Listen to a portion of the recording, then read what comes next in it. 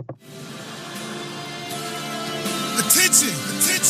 all my people, African Americans, we've been doing my so-called Negroes, anything you want to call us, West Indians, man, North American, South American, don't even matter. Read Deuteronomy 28. I have news for you. We've been lied to, we've been despised, all because of our own disobedience, man. This is for all my people who've been lied to, stripped naked, slain and slaved for rivals. Y'all spoke of Israel's survival. It's our time now, it's our arrival. This is for all my people who've been lied to, stripped naked, slain and slaved for rivals. Y'all spoke of Israel's survival. It's our time now, it's our arrival. We've been duped, we've been hoodwinked and bamboozled. So why you fighting for a nation that used you? And when they make the Constitution, didn't include you. And black and white fountains, Jim Crow to exclude you. The Willie Lynch letters laid the plan to abuse you. 300 years later, and this plan still proves true. Had a chance to pay some reparations, they refused to. Set to slave a certain group of people and they knew who. The same ones enslaved by Egypt, the Hebrews. And we are not African Americans, we Hebrews. And I ain't speaking out of my neck, I'm speaking out of the text. And paying homage to my people out of respect. Cause we are people that's been robbed and spoiled. I lead the sellers out for money, fame, jewelry, cars, plus a pot of gold. And when my people barely making it, they pockets full. Let's get these lame duck leaders out the door. This is for all my people who've been lied to, stripped naked, slain and slaved for rivals. Y'all spoke of Israel's survival. It's our time now, it's our arrival.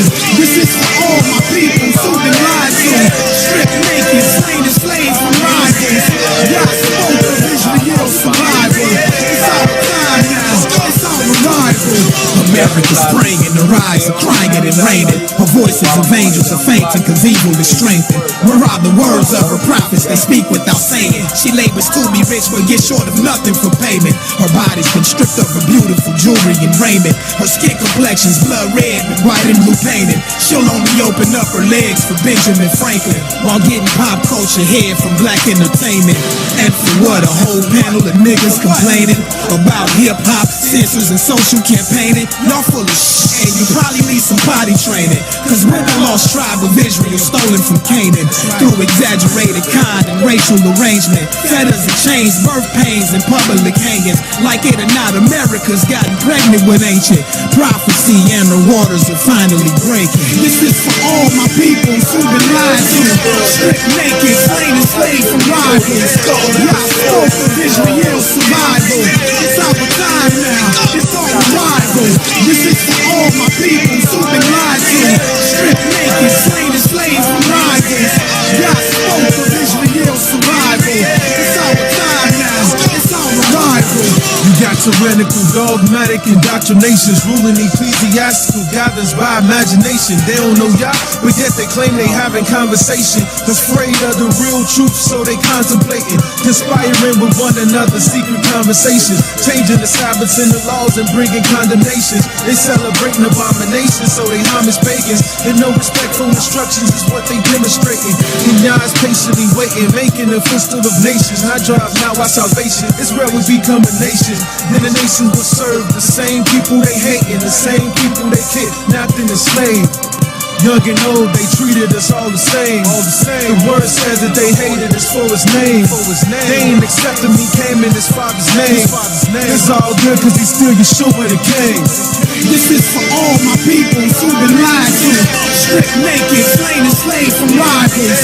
Y'all spoke of Israel's survival. It's our time now, it's our arrival. This is for all my people who've been lied to, stripped naked, slain and slaved from rivals. Y'all spoke of Israel's survival. It's our time now, it's our arrival. Come on. Yeah, all praises. Welcome to the Hebrew state of being. We are your humble servants and hosts for tonight. I'm Kyle. Got my sister in the building to read these scripts to my, and I got my young warrior Hunter in the building, young Hebrew warrior Jordan in the building, 7 years old, and ready with these scripts. Now I'm talking about, but man, tonight, man, it is an awesome night. We're about to get into what is a warrior. What is war? Many people think they understand the concept of war. They think they understand the concept of being a warrior. Not many people understand that a warrior lives a warrior lifestyle. A warrior just doesn't wake up and be a great warrior, champion, or soldier. It's a mental, it's a spiritual, and lastly, a physical training that has to be done, a mind state that you have to be in order to truly be a warrior and be prepared for war. So when you think about great samurais and great generals and whatnot, you only hear about the ones that had major combats. What about the ones that just were generals and never had an opportunity to go to war? What about soldiers that had an opportunity, didn't have an opportunity to go to war, but they've been enlisted? What about presidents, chief commander in chief, right? That's gone through a presidency and has not gone to war. Were they any less in a mental mind state for being a warrior than the ones that actually went to war? See, that's the question of the hour.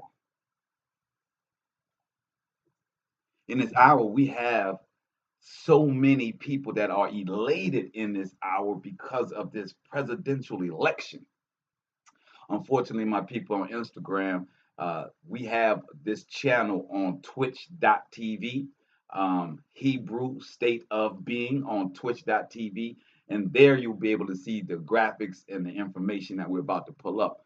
Because we like to, here on Hebrew State of Being, we like to bring up the facts of things. We don't like to just talk about it. You know what I'm saying? We want you to be able to go back and study for yourself, research it for yourself, get your own thought process on it. This is not a church where we are trying to convert you. We are presenting the information and showing you wisdom, and what you choose from there is, on you, because ultimately your soul is your salvation, and you and your maker has to have that discussion at the end. I won't be there.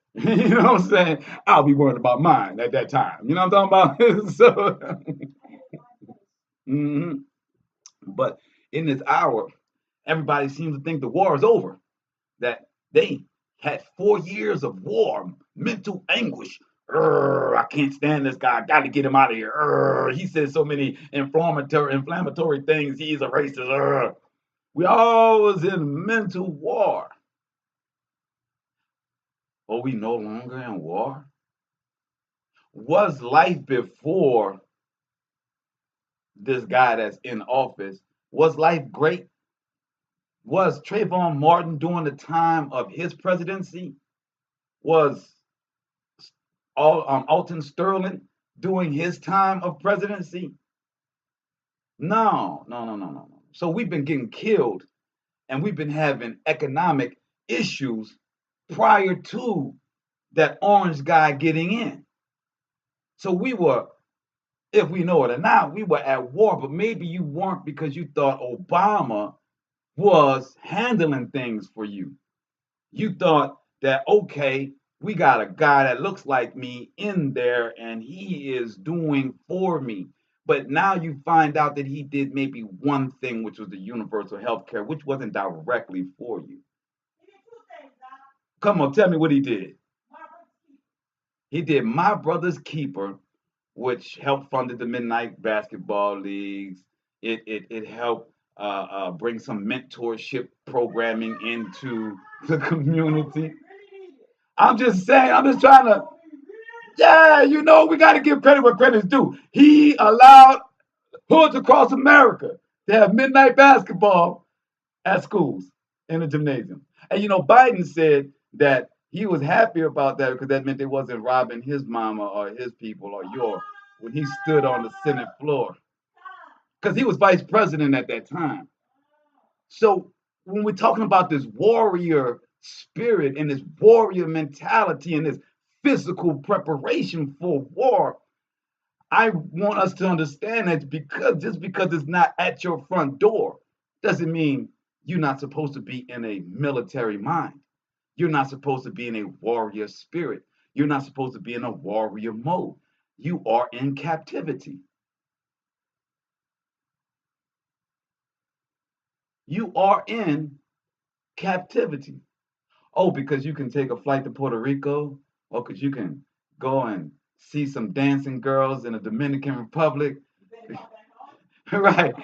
Because you can go find your roots in Africa. You better come back home. They're gonna come looking for you. Oh, they come and look because they cutting down the borders, baby. They shutting down the borders. You got to get back home. But my point is that you think that you're free because you can hop a couple of nations. That's me. You're not free.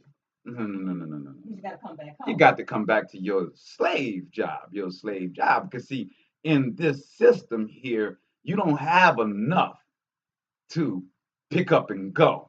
And then they give you the mentality of, ooh, you know, that's woods. You ain't never farmed before. You sure you want to move out there to rural area? Ooh, you want to move to Jamaica? Do you know there's no real police force? Oh, you mean the ones that's killing my people? I might kind of work out better for me, right? You mean I can grow my own crops and not have Monsanto stop me? You mean that I might be able to grow my own cows, my own steers, my own chickens, my own way of life? You want me to be afraid of that because of my indoctrination into this Judeo-Catholic system says that I'm number one here and I can't have it better nowhere else. But then on the other side of that hand, my people are getting killed. We have education disparities. Our neighborhoods have economic disparities. We are looked on as second-class citizens. We have to renew our right to vote in a land that was ours prior to them coming. Do you understand hypocrisy? You have to renew your vote, your ability to vote in a land that you originate from. See, when you looking at me and say, well, Kayel, what about the transatlantic slave ship? They brought us here. Well, if you understand the word indigenous and aboriginal, you understand that that only applies to people of melon.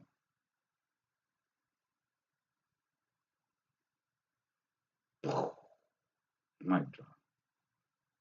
Still in the Western Hemisphere, indigenous does not include European. Now, they did a flim-flam with the $5 Indians. Don't get me wrong. The Siberians, you know, right now, the Mongolian Siberians are holding down, calling themselves the Native Americans, right? Don't get me wrong. They got some trickery going on. But the fact of the matter is indigenous applies to copper-colored aboriginals found here by Europeans, but later applied to the descendants of said Europeans. I mean, that's facts, man. That ain't preaching. That's facts, partner. So when we sitting here celebrating and getting emotional about it, let me show you what I mean by emotional. Let's go to this. Because see, we got Mr. Vance Jones. I don't know if y'all know much about Vance Jones. You know I had to go there. You know I had to go there. That's embarrassing, brother. You know what embarrassing was? That was a sight roar. That was embarrassment. That was an embarrassment to our nation. Yeah, I'm about to explain who this guy is because it's very interesting who this guy is, right? This guy, Vance. He's a black man. Yeah, surprising, huh, Jordan? Yeah, but so Jordan, allow me. So what we have here is to me, I felt the same emotion that many of you felt when the unfortunate situation happened where and my sister, you're gonna have to help me with this name because Gene, the brother that got killed, and the white woman killed him. The police officer walked in his apartment. Botham, thank you. Botham Jones. When the brother went and hugged her in the courtroom. The brother of Botham Jones. The brother of Botham Jones got up in the courtroom and said because of Jesus that he needed to hug the white lady that killed his brother innocently in his home. Botham Jean, my bad. Botham Jean. But you know when John. Yeah.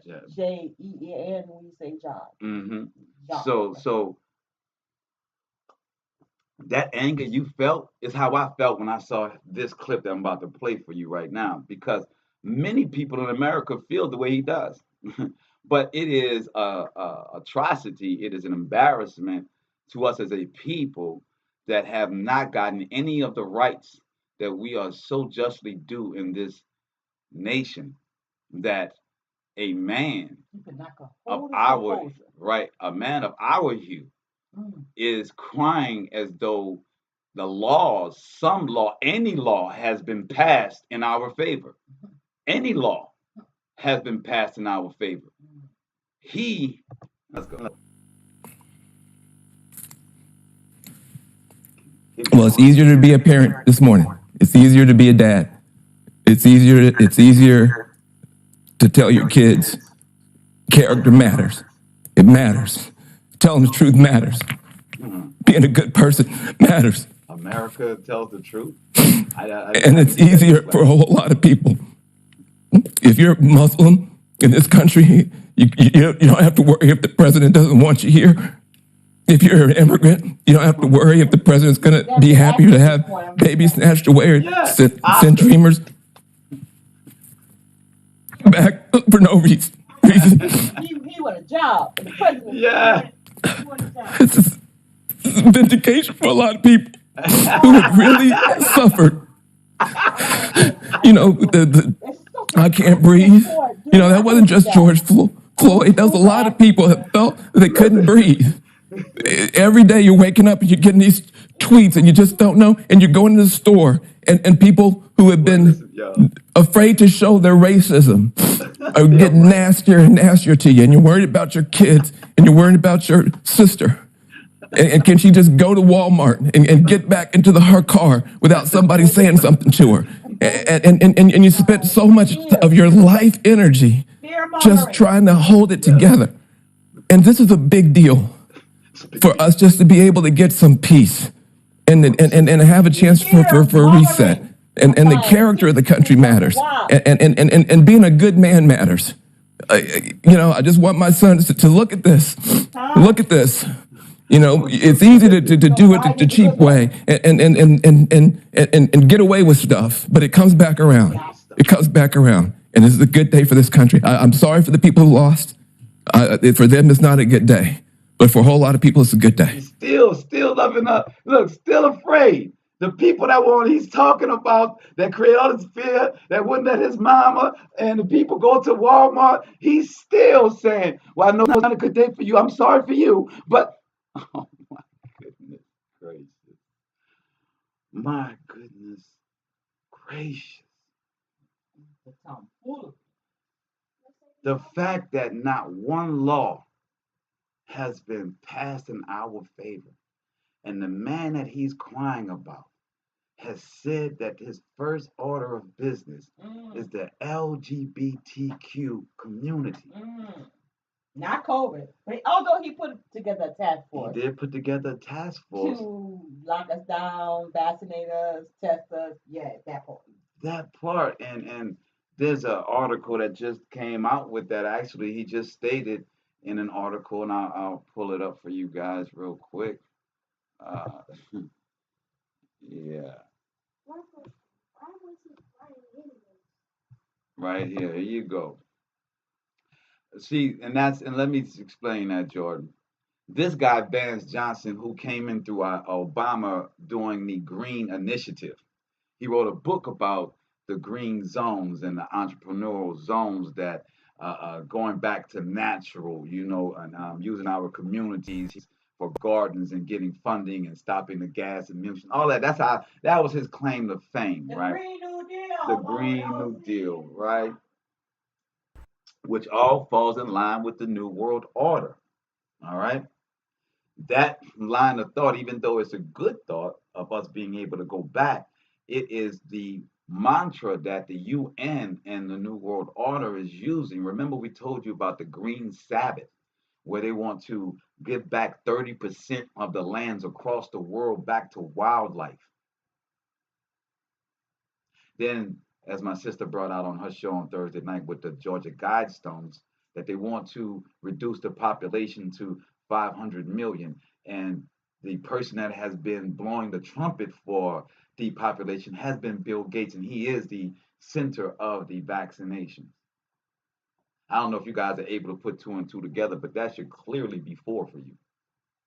So what you have is a man, Vance Johnson, who is going to love this administration of Biden, not because he's going to provide anything for people of melon, for anyone that looks like him. In none of his statements did he specify what this meant for him as a person, but what he felt as this collective, this new collective of America, of the world, this new everybody together, Muslim, all of us, all fashions together, that we can breathe easier now. Again, before we get anything, we have to be a part of them in order for us to have reparations for the atrocities that them same thems have done to us. So this them, President elect Joe Biden has promised a more forceful, you hear these words that they're using, has promised a more forceful federal response to the rapidly worsening COVID-19 pandemic than his predecessor, who left many decisions and tasks up to the state and local leaders while playing down the measures such as wearing masks and physical distancing. Biden named COVID-19 advisory board for the transition on Monday. The physicians and public health experts will develop an action plan. Do y'all remember contact tracing? The bill that the Democrats put up under Bobby Rush, HR 666.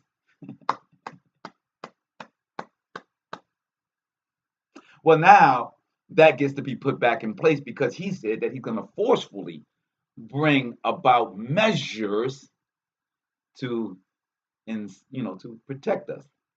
So it says the physicians and public health experts develop an action plan built on bedrock science to go into effect as soon as he takes office. He said in his first speech as president-elect, "I will spare no effort." So that would be contact tracing. That would be Department of Justice coming to your home. That would be you taking forcefully the vaccination. Or any commitment to turn around this pandemic, he said. Now, he got a 12-member board, and most of them come from Bush and from Obama, right? And he says one big change Mr. Biden is likely to make is that the U.S. Centers for Disease Control and Prevention, sidelined by the White House under that guy, will be the forefront of his response. So the CDC is part of the UN, World Health Organization, I don't know if you guys read these things or hear them through the proper filter sometime because these are words of war. You may not think that these are words of war, but this is war. They are proclaiming what they are going to do. They have a Democratic Congress. They're half on the Senate.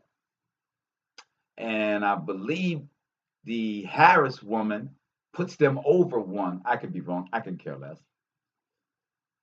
But this is going to get done. Now, I thought that the pansies, the pansy boys, the Proud Boys, when they are president lost, I thought they were gonna do something. Thought they was about that action.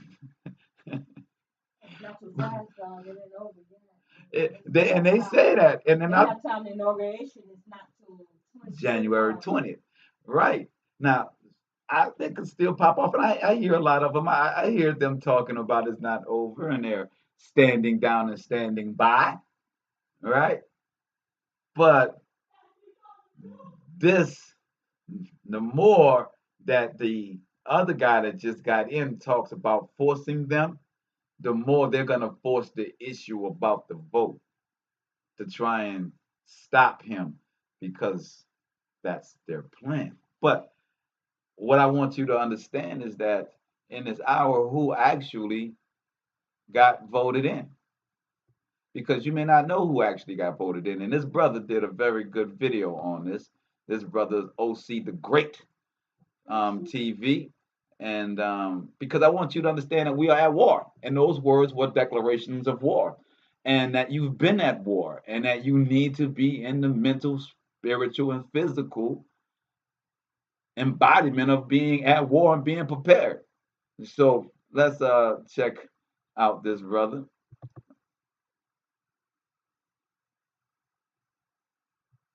He said, yeah, right, the leader got knocked out her on Oakland at the biker club. Live underground fought all smoke, huh? They really want to get some, huh? Peace, guys. Who y'all vote for? For the people that voted, who y'all vote for? If it was up to me, neither one of them is worth a vote.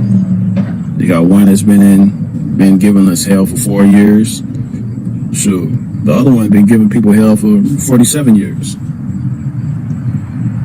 Come to think about it, I'm finding out that Biden is just like Trump.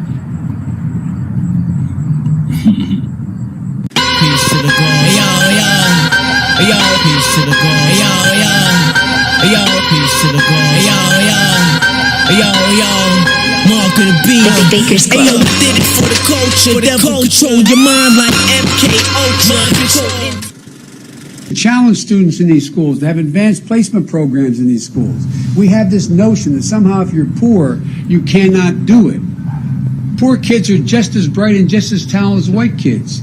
Are you going to apologize? Like Cory Booker Apologize for what? Cory Booker's called for it. Cory should apologize. He knows better. There's not a racist bone in my body. I've been involved in civil rights my whole career. The blinders have been taken off. They've all of a sudden seen a hell of a lot clearer. They've seen, geez, the reason I was able to stay sequestered in my home is because some black woman was able to stack the grocery shelf. You cannot go to a 7-Eleven or a Dunkin' Donuts unless you have a slight Indian accent. I'm not joking. Joe Biden is under fire this evening on comments he made about working alongside segregationist senators in the past. Biden recalling his early Senate career, bringing up two segregationist senators, Herman Talmadge and James Eastland, who called African Americans an inferior race. I was in a caucus with James O. Eastland, Biden said. He never called me boy. He always called me son. At least there was some civility. We got things done. We didn't agree on much of anything. We got things done. I think the two-party system, although my Democratic colleagues don't like me saying this, I think the two-party system is good for the South and good for the Negro, good for the black in the South. Other than the fact that they still call me boy, I think they've changed their mind. Well, you know, I sit on the stand and it get hot. I got hairy legs that turn blonde in the sun. And the kids used to come up and reach in the pool and rub my leg down so it was straight, and then watch the hair come back up again. They look at it. So I learned about roaches. I learned about kids jumping on my lap. Yo. And I've loved kids jumping on my lap. What? Wait until November. We got more questions. You got more questions, but I tell you, if you have a problem figuring out whether you're for me or Trump, and you ain't black. It don't have nothing to do with Trump. It has to do with the fact I want something for my community. I would love to see. Take a look at my record, man. I have a record that is second to none. The NAACP has endorsed me every time I've run.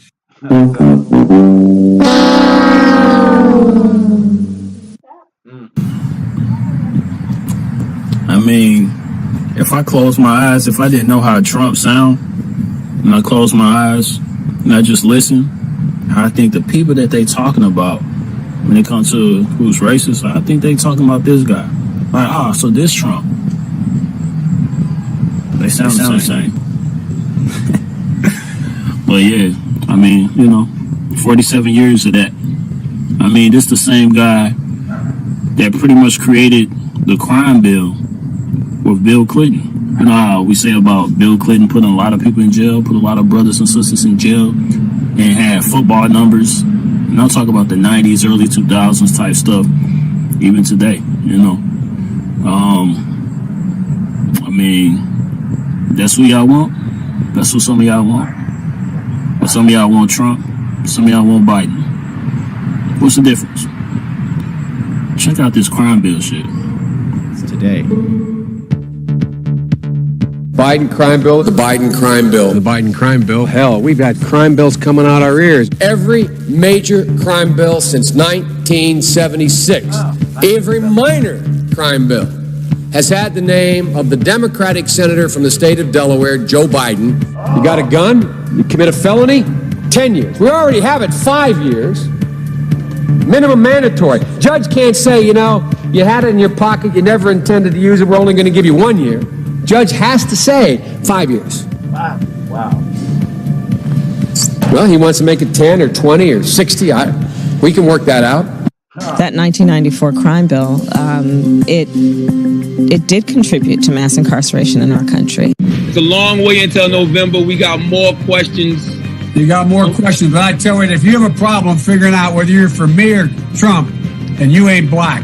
And you ain't black. That is the crime bill. The violent crime really peaked in 91. You know what I'm saying? So they was really scared of what was going on in neighborhoods and in the hood, you know, so they came up with this bill, you know. And first off, they really wanted to neutralize things that's going on in the hood, so they brought in crack cocaine. So with crack cocaine, things got to get a little more violent, so they ended up signing this bill, you know what I'm saying, the crime bill that was pretty much signed by Biden and president at the time. The most significant federal effort to deal with violent crime in America that has ever been undertaken. So the most important thing about this crime bill was this $12 billion that was authorized from states across the country that would enact what's called the Truth in Sentences laws. That funding literally paid states to increase the numbers of prison beds that was allocated for individuals of violent crimes across the country. And it served 85% of the sentences for people behind bars. So the thing is, like, what's going on today is the fact that they want to build more and more prisons. You stood up and used that tough on crime, phony rhetoric. That bill was a huge mistake. There's no question that crime bill contributed to America's mass incarceration problem.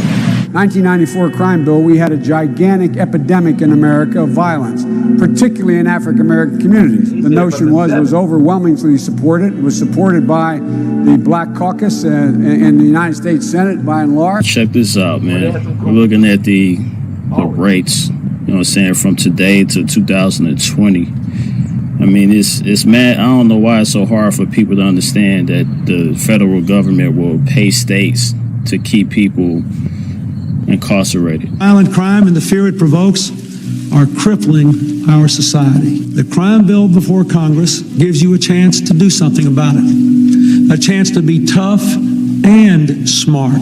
So we need to really check out this crime bill and all the federal crime bills that galvanize the funding of more incarcerations for our brothers and sisters. I mean, today, the United States leads the world when it comes to incarceration. So if each state was its own country, then 23 states would have the highest incarcerations in the world. You know what I mean? So that's really something to check out here. So we know about the amendments and the amendment, the 14th Amendment that actually says, like, hey, if you are a slave, the 14th Amendment wouldn't actually say, hey, if we label you as a criminal, then basically you are a slave. You know, we take away all your rights. So we know for a fact that it's wordplay on slavery that's going on today. So we got mental slavery and we got physical slavery going on still to this day. You know what I'm saying? So when we talk about the people that we want to vote in and you say, like, hey, let's just get Trump out the office, that's the least we can do. What makes you think the next person is going to be better than Trump? When all of them, when we have a long history on the presidency candidates, got dirt under their nails, got blood on their hands when it comes to the type of things that they really do behind closed doors. You know what I'm saying? So let's keep it real. You know what I mean? But look, don't hear from me. Hear from this guy. Check this out. The consensus is A, we must take back the streets. It doesn't matter whether or not the person that is accosting your son or daughter or my son or daughter, my wife, your husband, my mother, your parents. It doesn't matter whether or not they were deprived as a youth. It doesn't matter or not whether or not they had no background that enabled them to become socialized into the fabric of society. It doesn't matter whether or not they're the victims of society. The end result is they're about to knock my mother on the head with a lead pipe, shoot my sister, beat up my wife, take on my sons. So I want to ask, what made them do this? They must be taken off the street. That's number one. There's a second thing that we all have agreed upon, and that is unless we do something about that cadre of young people, tens of thousands of them, born out of wedlock, without parents, without supervision, without any structure, without any conscience developing, because they literally, I give myself 3 more minutes, because they literally have not been socialized. They literally have not had an opportunity. We should focus on them now, not out of a liberal instinct for love, brother, and humanity, although I think that's a good instinct, but for simple, pragmatic reasons. If we don't, they will, or a portion of them will, become the predators 15 years from now. And Madam President, we have predators on our streets that society has, in fact, in part because of its neglect, created. Yeah, y'all did. Y'all don't care. That's what they was talking about when they said, or when even Trump was talking about when he said, oh, you called them predators. Who do you think he's talking about? Do you think he's talking about his own people? When you say, oh, they are predators, I think he's talking about everybody. You say, I don't care if they've been through trauma. I don't care if they got a background where their ancestors been through slavery. Basically, that's what you're saying. Their ancestors been through slavery, and then, you know, they got this generational curse thing going on, so they bring it on to themselves, and then they continue some of the hardships that happened in the past, and they end up acting it on each other. These people are super predators. That's what this dude is saying. He said they don't care. Like, yeah, you should be loved. He said, I think that's a good thing. They should be loved. They should be cuddled and you know, talked about their feelings. They should be canceled. But no, these people are predators, and they should be behind bars. And then we look at the penitentiary, the incarceration system, and we know that a lot of our brothers and sisters are behind bars. It's more of us than anybody else. But yet, we see white people doing the most craziest things you can see. But we are the one behind bars. And one of the reasons why is because of what Bill Clinton did and what Joe Biden did. You know, I'm not saying, hey, we should vote for anybody, but I'm just saying, it doesn't matter who in office. Right. You got to know that they have a very, very, very special agenda for melanated people. So I'm just saying, again, I say we got to be way more smart when it comes to our strategy and who we vote for and what we want to do as a people. Let's just keep it 100. Yeah. Has America ever been for us? I'm just saying when they changed the name to America, because a lot of us know we was already on this land from the jump. But after colonization, or after we even seen them for the first time, has this land ever been good for us after they showed up?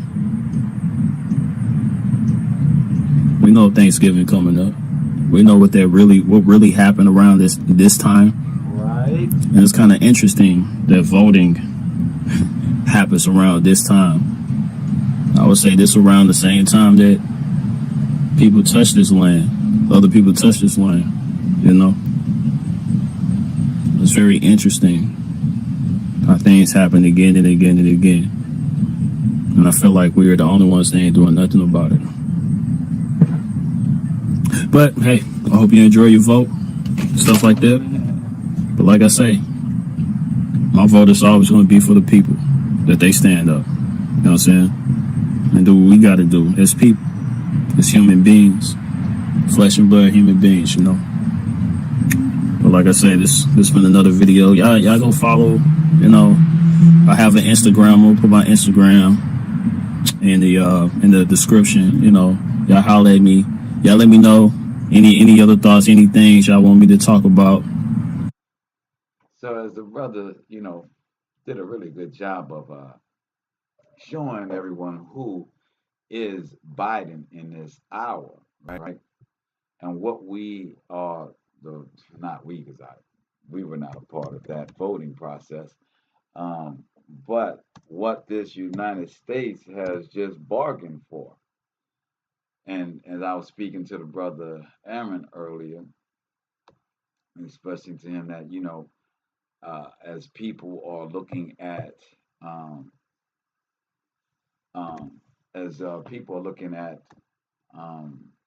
Kamala Harris as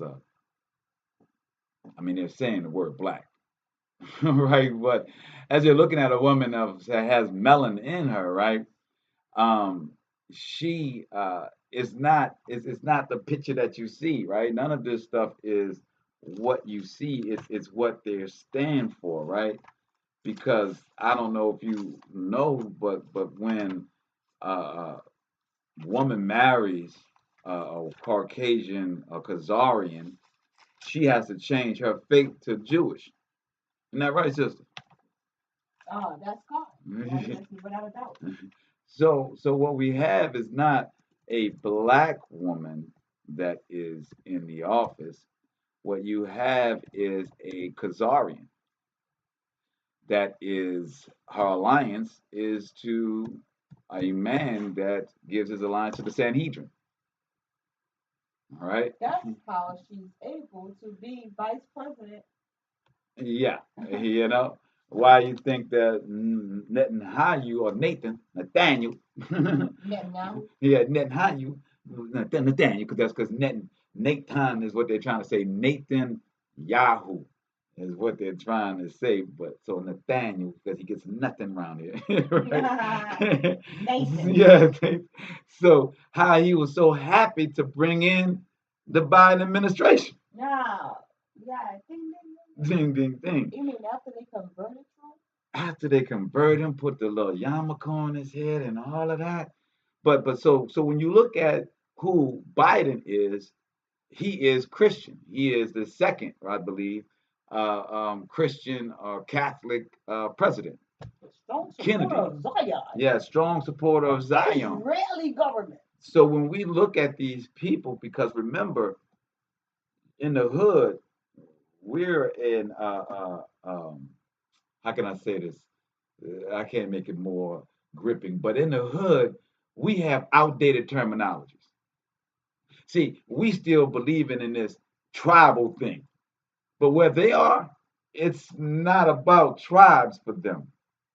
It's about the globalists, the Zionists, and you're not going to be in that group unless your allegiance to your God falls in line with the Pope or Israel.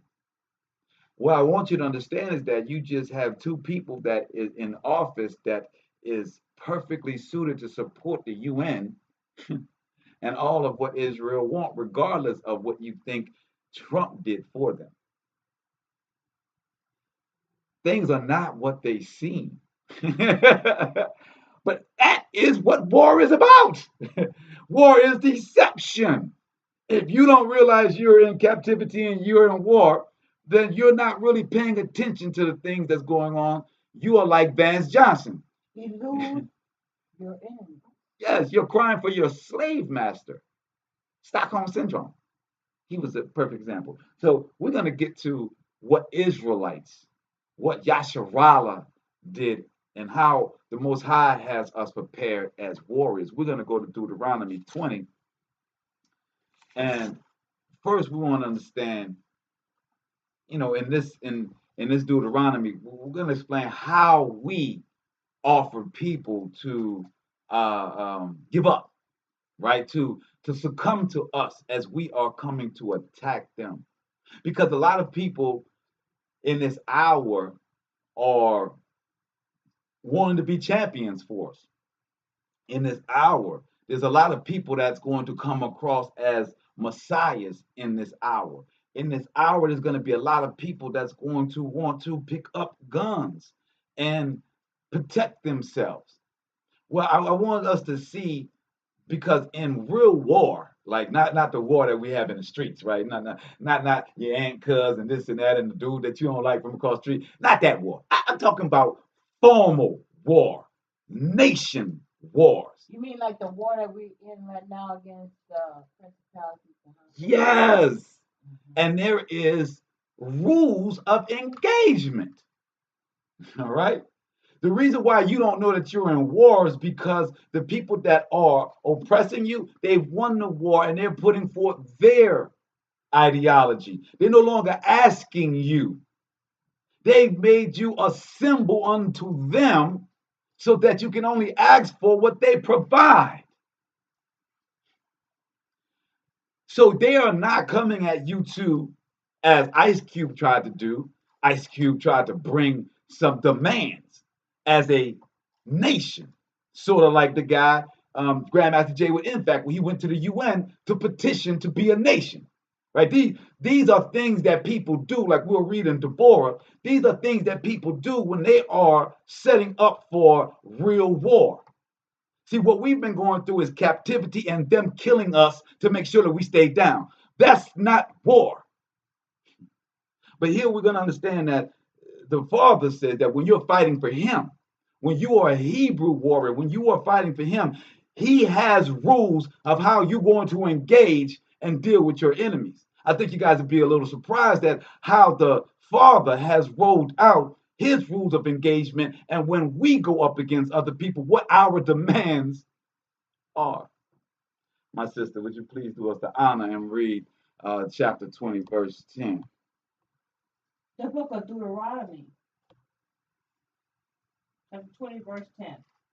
When you come nigh unto a city to fight against it, then proclaim peace unto it. And it shall be, if it make you answer of peace and open unto you, then it shall be that all the people that is found therein shall be tributaries unto you.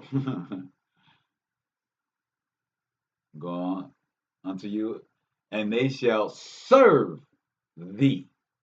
Now, this is when we walk up to them and say, as the Father says, peace. Now, they know we coming to take over. This is our land. As Moses told us, where we lay, as he told Joshua, where we lay our sandals is ours. So the Most High is saying, when you're going to approach and take over a city, and they know you're coming to take over, you say, Shalom. We are coming in peace, and these are our demands, that you will pay tributary to us, and then you will serve us. Wow. I thought Jesus loved everybody. We are on chapter 20, verse 11. I thought Jesus loved everybody. The Most High said, you tell them peace, and if they will bow down in peace, if they will understand that you are the army of the Most High. So you're not just some dudes on the streets. You're not just some ragtag group of people. You are the host of the Most High. It's a different connotation. I don't care how pretty your uniforms are. I don't care how many people you got. If you are not coming in the Most High's name, then you get a different answer. But when it's the Most High, they're supposed to see you as that. No matter what a uniform I got on, how many knives I got, guns I got. Understand that we are the army of the righteous. We come in peace. And if you are willing to be in righteous, because you have gone astray, then you can serve righteousness and pay tributaries so that we don't wipe out the iniquity. Oh, go on to 12. And if it will make no peace with you, but will make war against you, then you shall besiege it. Ooh. And when Yahuwah your power has delivered it into your hand, you shall smite every make thereof with the edge of the sword. But the women and the little ones and the cattle and all that is in the city, even all the spoil thereof, so you take unto yourself, and you shall eat the spoil of your enemies, which Yahuwah thy power has given you. Who gave it to him? Yahuwah thy power. The Most High, our power. You think this is a little brass? You think this is a little much that we should kill all the men and take and eat all of their food, their spoils, because the Father's given it to us? Well, we are living in what happens if we don't do that. Get it? Captivity, oppressing, following their gods, always being in turmoil, having no peace.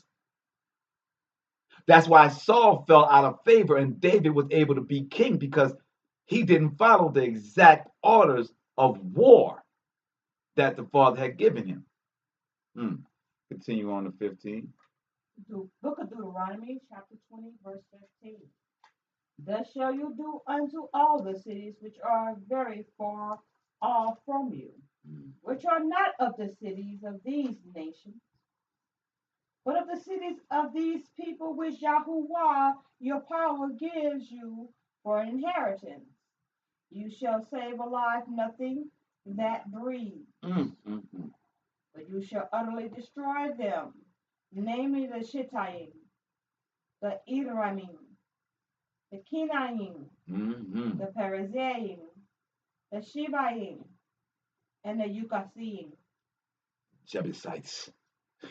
And Yahuwah thy power has commanded you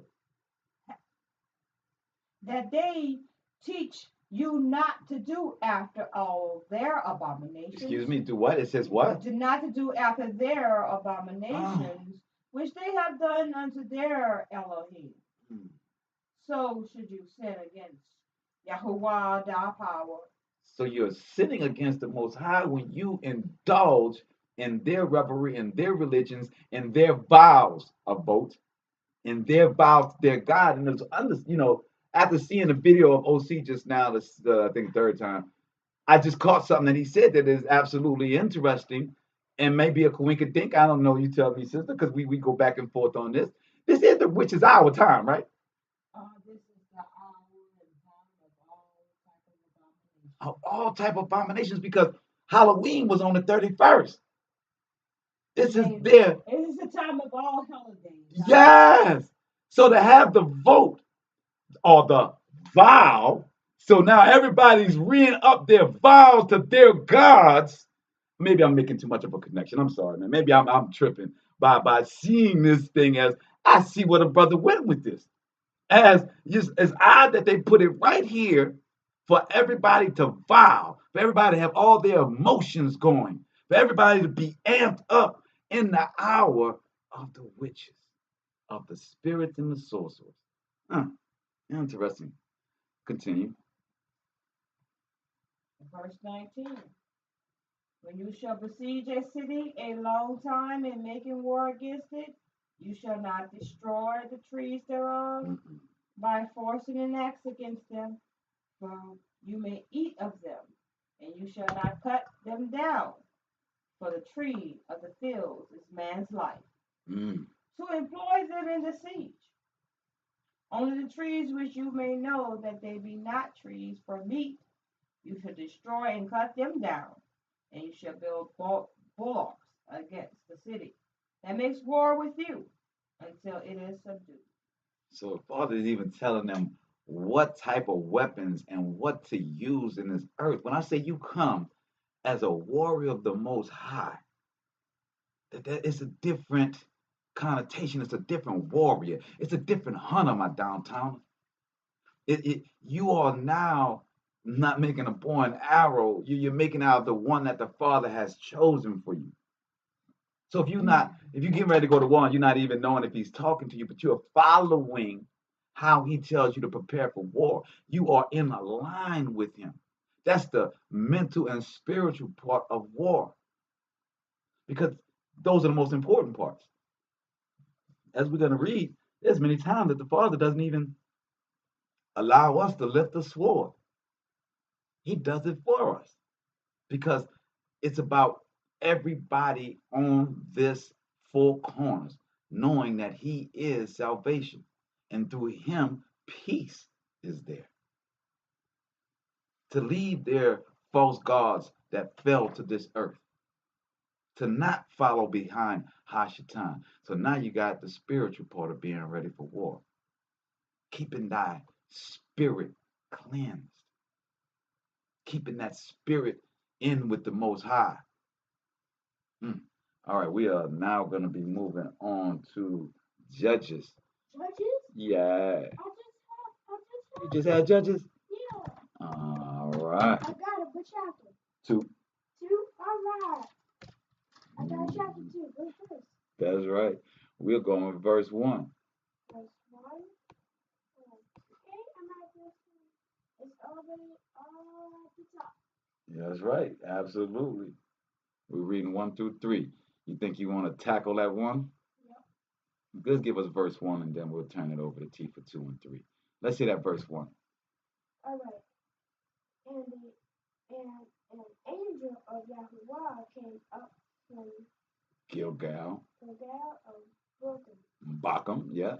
and said, I made you to go up out of Mizraim, and have brought you unto the land which I swore unto your fathers, and I said, I will never break my covenant with you. Very good. So it says he will never break his covenant with us. He will never break his covenant with us. And the angel of the Most High came to Gilgal and Bacchum and said, I made you to go up to Egypt. I did that. I put that spirit in you to rise up and have brought you unto a land which I swore unto your fathers and said, I will never break my covenant with you. Continue, my sister. Verse 2. And you shall make no league with the inhabitants of this land. You shall throw down their altars, for you have not obeyed my voice. Why have you done this? Wherefore I also said, I will not drive them out from before you, but they shall be as a thorn in your sides, and their Elohim shall be a snare unto you. Oh, he says, their God is going to be the snare unto you. You wonder why you're around all these deities and trying to call these spirits and lightning sense and calling on things and chanting. He said, the Father said, I'm going to let you fall to that because you will not hearken. It says, and ye shall make no league with the inhabitants of this land. Ye shall throw down their altars. But if ye have not obeyed my voice, why have ye done this? The Father, every time I'm giving you simple things, I got your back. All you got to do is what I'm telling you to do. What is this? He says, okay, wherefore also I said, I will not drive them out before you, but they shall be as thorns. So he's saying that you can't win. I don't care how mighty your men are. I don't care how well you are tactical. I don't care how this is in your advantage. You will not win. If you do not stay within my spirit, if you are not reading, if you are not trying to be righteous, we ain't talking about this Catholic idea of God, which we don't rock with the word God, nor do we rock with the word Jesus, nor do we work with the word Allah, because we study to show ourselves approved to know all those words go back to Europeans, which is the snare of their gods. We rock with none of them. So the Most High says, wherefore I also said, I will not drive them out before you. You can't win. Nat Turner, Black Panthers, All these things that we have done to try and raise ourselves up have not worked. We argue amongst ourselves about how this person can't get on this page and that person can't get on this page. Ain't nobody tried the page of the scripture, though. Everybody won't get on the page of how we gonna kill him, how we gonna get this, who want what our reparations do, all of this. Oh, sister, what you say? I beg to differ. No, what you say? I would say, in fact, he did get on the page of the scripture. Not only the scripture, he introduced a lot of our brethren to the book of Enoch and some other lost books that I didn't even know about. So, you know, we getting there, brother. An anomaly, an outcry, an outlier is not what we're speaking about. I appreciate the stand up for the brother, but what we're speaking about right now is the fact that the majority, the 99.9 of us that's out here running behind a false God, running behind a false prophet, we are not checking nothing that they are saying. They are not seeing if the words are true. The Father says that they shall be as thorns to you. The Father also said that we will sleep for 400 years. The Father also said that we have drunken of her fornication. When we're talking about raising a war, we're talking about raising up. We have to raise up on the page of Scripture. No, we do not rock with Egypt. We don't rock with the wings. We don't rock with the sun disk. We don't rock with the horns. So even though there are brothers out there that are giving word and giving us information, their symbol of what they stand for, their logo is Egypt. I can't go for that. No, hold on, John. No, I don't think y'all know that song. I can't go for that. No, so we have to understand that when the Most High raises up his army, that army is going to speak his words only. It's going to be of righteousness. You mean like how Joseph was in Egypt and ruling as governor, and everybody followed after Joseph? Everybody followed after Joseph. And it was multiple, it was multitudes. It was all types, right? Yeah, it was the Israelites and it was Egyptians. Yes. You know, all types of Canaanites, all types of Hamites. Yeah, and we had slaves. And we also had captives. So no, the Egyptians had captives because there was a. I said not captives, I said captives that we had slaves. That's what I said. The Egyptians had captives because we cannot forget that Joseph was a governor. He was not king. Right. Pharaoh. There was a Pharaoh. However, the Pharaoh found favor with Joseph in the Elohim of the Yahuwah, the God of Joseph, and gave him favor and allowed him to be governor of Egypt because of how the Most High had blessed Joseph because of the prophecy that Joseph had laid down long before. But now I'm going back to the fact that Joseph was in the land of Egypt, and the people that were dwelling there at the time was following behind Yahuwah because everybody admired Egypt. Even in the land of the Americas, there are signs of Joseph being here and how the people admired and paid homage and honored Joseph from Egypt. So we cannot mistake the gods of Egypt for the time that our brethren Joseph spent in Egypt and how he influenced the people that were in Egypt. And when we left out of Egypt after Joseph had expired along with the other patriarchs, when we left up out of Egypt, there were Egyptians as well as Medes and Persians that left up out of Egypt with us because at that time they were, like you said, serving the children of Israel in the land of Goshen, which was part of the Egyptian empire ruled by a pharaoh. And I'm sorry, my brother, I just had to break that down for our people because sometimes we tend to forget that Joseph ruled in Egypt as governor.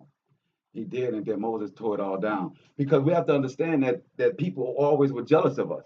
Even though Joseph was reigning, when the new Pharaoh came in and said that he no longer knew Joseph, right? After Joseph had perished and had no love for the Hebrews. And even when Esau came down and actually brought war upon Egypt, Egypt had to go to them same Hebrews in Goshen to come and save them. But they didn't trust us because they knew that Ishmael, who Esau had connected with, and the fact of these people were our blood, right? They were of Abraham, right? So the Egyptians did not want to trust us to go in battle. So they went and battled themselves, got their butt whipped. We came with 150, beat down Esau, Ishmaelites, and all of them. Then Egypt ran. We came, and then on our way back home, whipped up on some of the Egyptians that ran and left us go fight by ourselves. So we have to understand that when we are in the Father, that the numbers don't matter. How many people against us doesn't matter. As it is said in the last scripture that we read in Deuteronomy, where it listed all of these different nations that we went through, from the Hittites to the Jebusites to the Canaanites. We went through all of these people. That's why they're still confederate on us to this day. Because when we walking in the Father, can't nobody beat us. And when you are, as the Father says, the light, if you are a house on a hill, you cannot be hid. So as we're now going to go on to Judges 3. I bet you do. You were just in Judges 2, so you should be right there at 3, huh? Oh, I'm sorry, I missed that. Yeah, let's go back to that 2. We'll get to 11 through 23. Yes. The book of Judges, chapter 2, verse 11. And the children of Israel did evil in the sight of Yahuwah and served Baalim. And they forsook Yahuwah Elohim of their fathers, which brought them out of the land of Mizraim, and followed other Elohim. For the Elohim of the people that were round about them and bowed themselves unto them, and provoked Yahuwah to anger. And they forsook Yahuwah. How my man Mystical say? Baal and Asherah. How my man Mystical say? Danger! Continue. Verse 14. And the angel of Yahuwah was hot against Israel, and he delivered them into the hands of the spoilers that spoiled them. And he sold them into the hands of their enemies round about, so that they could not any longer stand before their enemies. Whithersoever they went out, the hand of Yahuwah was against them for evil, as Yahuwah had said. And Yahuwah had sworn unto them, and they were greatly distressed. Nevertheless, Yahuwah raised up judges. Oh, yes. Which delivered them out of the hand of those who spoiled them. Yes. Yet they would not hearken unto their judges. But they went a whoring after other Elohim and bowed themselves unto them. They returned quickly out of the way which their fathers walked in, obeying the commandments of Yahuwah. But they did not so. And when Yahuwah raised them up judges, then Yahuwah was with the judges, was with the judge. That's right. And delivered them out of the hand of their enemies. Oh, yes. All the days of the judge. For it repented Yahuwah. It repented Yahuwah because of their groanings by reasons of them that oppressed them and vexed them. And it came to pass when the judge was dead, and that they returned and corrupted themselves more than their fathers. Let's say that one more time. More than their fathers, and following other Elohim to serve them and to bow down unto them. They cease not from their own doings, nor from their stubborn way. So we see that, first of all, it's like when the parents are gone away, the children will act crazy, right? So soon as the judge is died, Everybody go back to doubling down on their iniquity.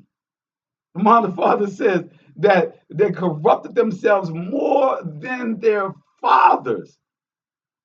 See, us, what we have to as Negroes have to come to grips with sooner or later, that we got a problem. We got a drug problem.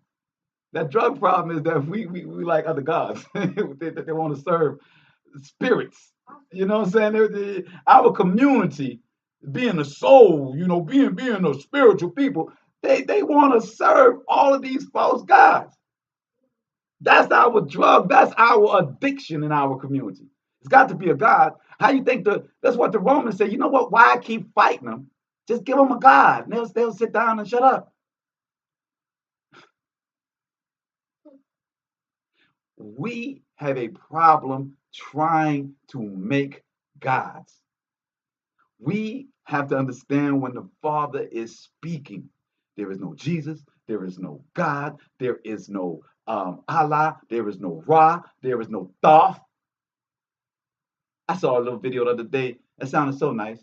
It was the prophecy of Thoth. I was like, let me check out Thoth. Let me see what he's talking about. Thoth was real sweet. Thoth was like peace, love. He like the water streaming, everybody back to the natural. Thoth was talking good. Right up until he said that because man didn't love their gods on the earth. I'm like, ooh, gods on earth. Ooh. Said so. They said that because the Egyptians or whomever it was, all these different gods, right? Because the Most High gave to Khazarians, all of them got their own gods, right? Said because they would not honor their gods on the earth, that their earthly gods, which are the fallen angels, left them. Now, Thoth forgets the whole part about they wasn't supposed to be on earth in this prophecy. He makes it seem as though it's all part of the Most High's plan that once we as a people start worshiping the gods that were on the earth, then the greater God is going to come back. That's their twist. That if you follow these lesser gods, you are doing righteous and having the big God come down. What a game, what a dirty game. But we fall for the drug game. We fall to be and make ourselves pooky every time. You go on to 20, sister. The book of Judges, chapter 2, verse 20. And the anger of Yahuwah was hot against Israel, and he said, because that this people has transgressed my covenant which I commanded their fathers, and have not hearkened unto my voice, I also will not henceforth drive out any from before them of the nations which Joshua left when he died. Right. That was a twist. And it says in this book, I also will not henceforth drive out any from before them of the nations which Joshua left when he died. That through them I may prove Israel whether they will guard the way of Yahuwah to walk therein, as their fathers did guard it, or not. Therefore Yahuwah left those nations without driving them out hastily, neither delivered he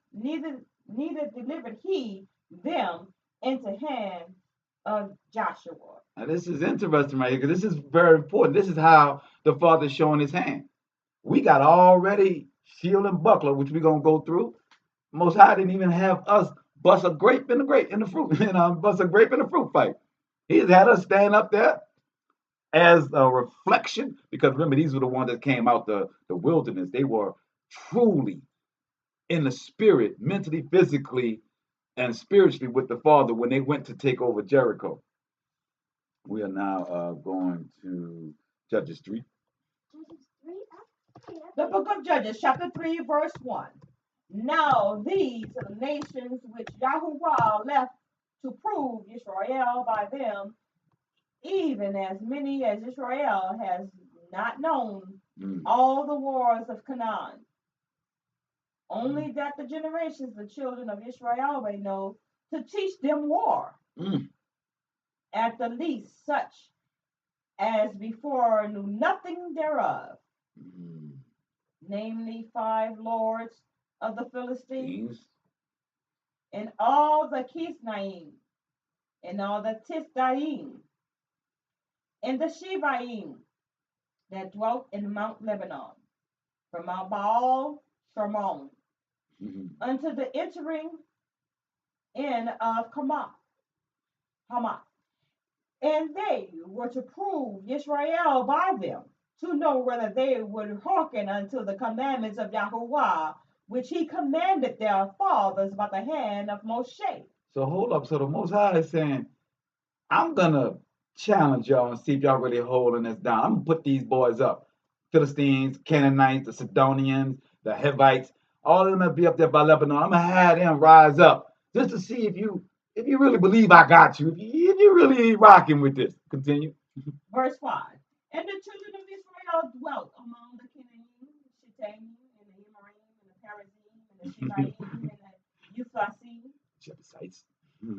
And they took their daughters to be their women, and gave their daughters to their sons, and served their Elohim. Why is it that every time, well, not every time, many times in the scripture, when we go left with other nations, it starts off with us with their women? I mean, I don't know if y'all noticed that, but I have. Even when the Greeks came in originally, the way that they Hellenized us was they sent their women in. They sent their women and their priests in. Yeah. So here it says, and they took their daughters to be their wives, and gave daughters to their sons, and served their gods. And then when we look up here, we see that the Most High says unto them, and they were to prove Israel by them. They were to prove Yasharale. So could it be that in this hour, we could be being proved right now? In this hour, with all that's going on, don't you think that he is trying to prove us who's going to be a part of that 1/3? Who's going to be a part of the 2/3? Who's going to be the one that he's going to rise up? You don't think that this is the time where he said in the scripture he's going to be judging, that judgment isn't proving? Remember, it's not about him coming out the sky and then asking you a line of questions to see if you love him. When he comes out the sky, your life is now going to speak for you. Your iniquity side and your good works is going to speak for you. It ain't no more you begging and borrowing, trying to get salvation. It's done at that point. So we're right now, we're in the proving. We look at, as this world is moving to this new world order, that we have to prove that we are being proved by the Most High. Oh, it's gonna pop off eventually. But my point to you earlier about when Obama was in and you thought that you were being comfortable, that you were being under siege. That when Trump came in, you saw the siege in front of your face. Biden come in, now you think that you're not gonna be under siege, but you've been under siege since Clinton.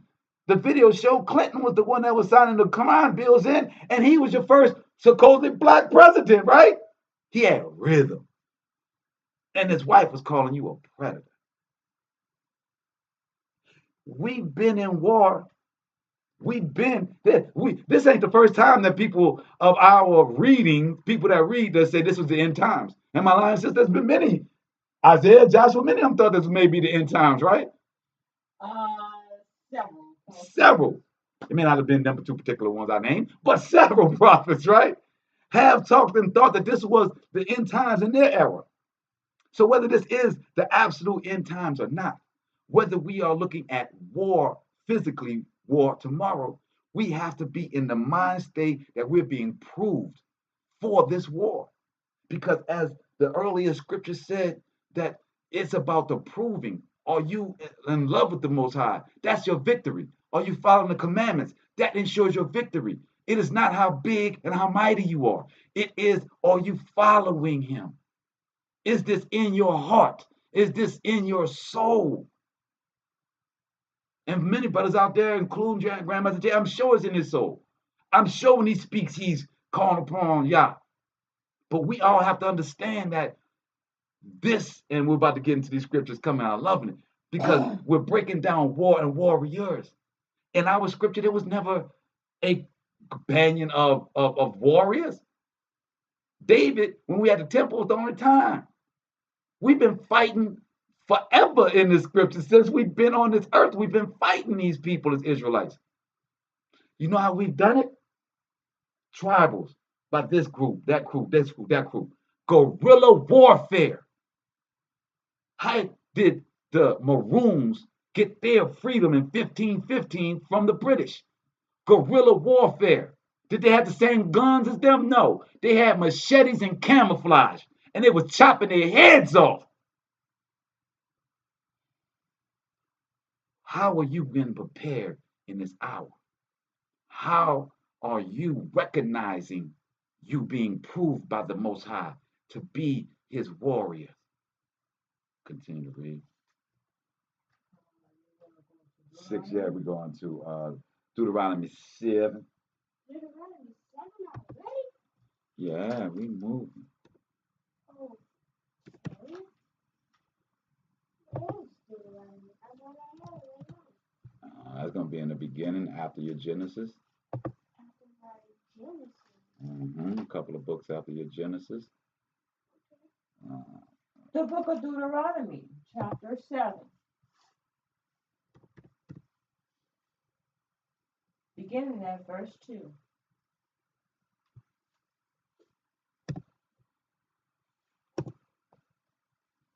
Thank you for waiting. And when Yahuwah thy power shall deliver them before you, you shall smite them and utterly destroy them. You shall make no covenant with them, nor show mercy unto them. So this is how the Father wants us to go to war. Are y'all ready for this type of war? Are you ready to be standing on the Father's word that said we're not cutting no deals, no treaties that the indigenous people here, we lost 500 treaties. The America broke 500 treaties. 500 treaties. 500 treaties. And then brought in the $5 Indians. No treaties. Continue. Verse 3. Neither shall you make marriages with them. Your daughters you shall not give unto his son, nor his daughter shall you take unto your son. For they will turn away your son from following me. They shall do what? Turn away your son from following me, that they may serve other Elohim. So will the anger of Yahuwah be kindled against you, and destroy you suddenly. So, suddenly. That was the word let me see. Be kindled against you and destroy thee suddenly. Continue. But thus shall you deal with them. You shall destroy their altars and break down their images, and cut down their Asherah poles, and burn their graven images with fire. That's the totem pole. Continue. Verse 6. For you are a holy people unto Yahuwah thy power. Yahuwah thy power has chosen you to be a special people unto himself above all people that are on the face of the earth. Can you read that last line again, please? Verse 6. For you are a holy people unto we are Yahuwah. What? We are what? For you are a holy people unto Yahuwah thy power. Yahuwah thy power has chosen you. He has done what? He has chosen us. Yes, he is holding. He has chosen us. Read that. Read it. And the fact of the matter is that we are a special people unto him, above all people that are upon this earth. Where's the confusion of why he is zealous? Where is the confusion of why he is zealous that you are serving these gods, that you are letting Punani choose your direction of your creator? Why is every cult is a sex cult? Why is every cult centered around sex? Why is there sex trafficking across the world? Why is your advertisement for diapers sexy? Why is your children's cartoons sex in it?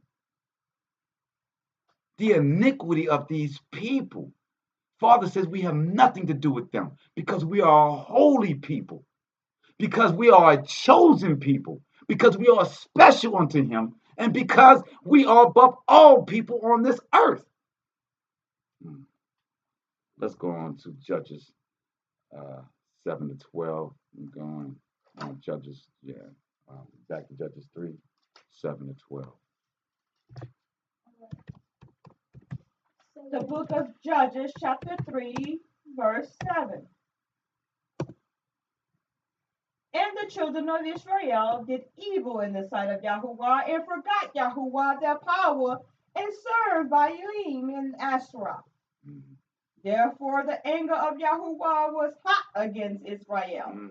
And he sold them into the hand of the Cushan. He did what? He sold them into the hands of the Cushan Rishatim, king of Aram, Naharaim, and the children of Israel served Cushan Rishatim 8 years. And this guy here, they got Cushan, king of Mesopotamia, and the children of Israel served Cush-Shanarim. Sounds like Indians. Sounds like almost like the Hamites. Cush is Hamites. Oh, that's right. Yeah, thank you. Yeah, but I think that the Indians are Hamites as well. But you're absolutely right. That is Hamites, sister. Continue. Verse 9. And when the children of Israel cried unto the Most High thy power, Yahuwah raised up a deliverer. Yahuwah raised up a deliverer to the children of Israel, who delivered them, even Yathanel, the son of Kenaz, Yechav's younger brother. And the Ruach of Yahuwah came upon him. Yes. And he judged Israel. Yes. And he went out to war. And Yahuwah delivered Cushan Risraim, king of Aram, Naharim, into his hand. And his hand prevailed against Cushan. His hand prevailed against Cushan Risraim. And the land had rest 40 years. And Yahadel, the son of Kenaz, died.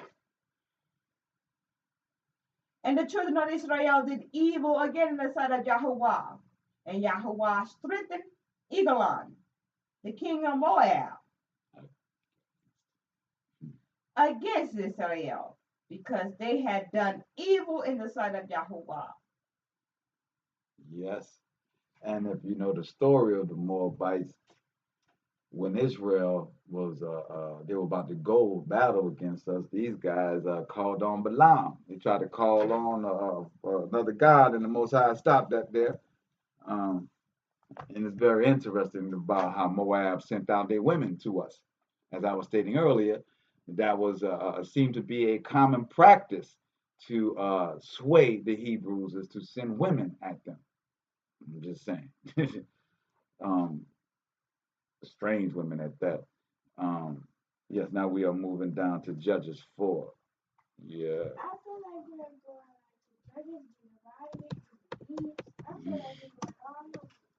That's right. We are precept upon precept. Tell them the book again. Of Judges, the book of Judges, chapter 4.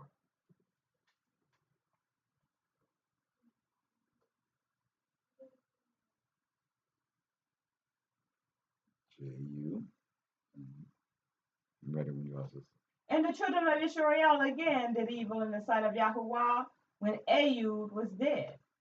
And Yahuwah sold them into the hand of Javan, king of Canaan, that reigned in Chastar, the captain of whose host was Sisera, which dwelt in Harazah, of the other people. Gentiles. And the children of Israel cried unto the Most High, for they had 900 chariots of iron. In 20 years he mightily oppressed the children of Israel. And Deborah, a prophetess, the woman of Lipnath, she judged Israel at that time. That's right. And she dwelt under the palm tree of Deborah between Ramah and Bethel and Mount Ephraim. And the children of Israel came up to her for judgment. They did what? Came up to her for judgment. So, as people always talk about how chauvinistic the scripture is, we have to understand that Deborah and I'm sure many more women, right, were key figures of wisdom in our community. I mean, the Big Mama thing didn't come from nowhere, right? You know what I'm saying? That the women have been touched by the Most High to speak, to lead. There's no such thing as the Father seeing us different. We all have different roles, but He doesn't see us greater or lesser. We are His bride as a collective, right? So Deborah here was the judge for Yisrael in this particular time up in Ephraim, and everybody came to her from all across to get her judgment and wisdom. Continue. The book of Judges, chapter 4, verse 6. And she sent and called Barak, the son of Abinadab, out of Kadesh Naphtali. And he said unto him, Has not Yahuwah the power of Israel commanded, saying, Go and draw toward Mount Tabor, and take with you 10,000 men of the children of Naphtali and the children of Zebulun? Mm-hmm. And I will draw unto you to the river of Kishon, Sisera, the captain of Yavan's army, with his chariots and his multitude, and I will deliver him unto your hand. Mm-hmm. And Barak said unto her, If you will go with me, then I will go. Right? It was like, not go with me, then I will not go. You understand? My man is talking about there's a lot of chariots, there's a lot of war. Your boys, like, I know Deborah that the Most High is with you. I understand he's saying that. So if he's with you and he's telling you to do this, you come on with me, right? Continue to read. Verse 9. And she said, I will surely go with you, notwithstanding the journey that you take shall not be your honor. For Yahuwah shall sell Sisera into the hand of a woman. And Deborah rose and went with Barak to Kadesh. So this is a beautiful war right here.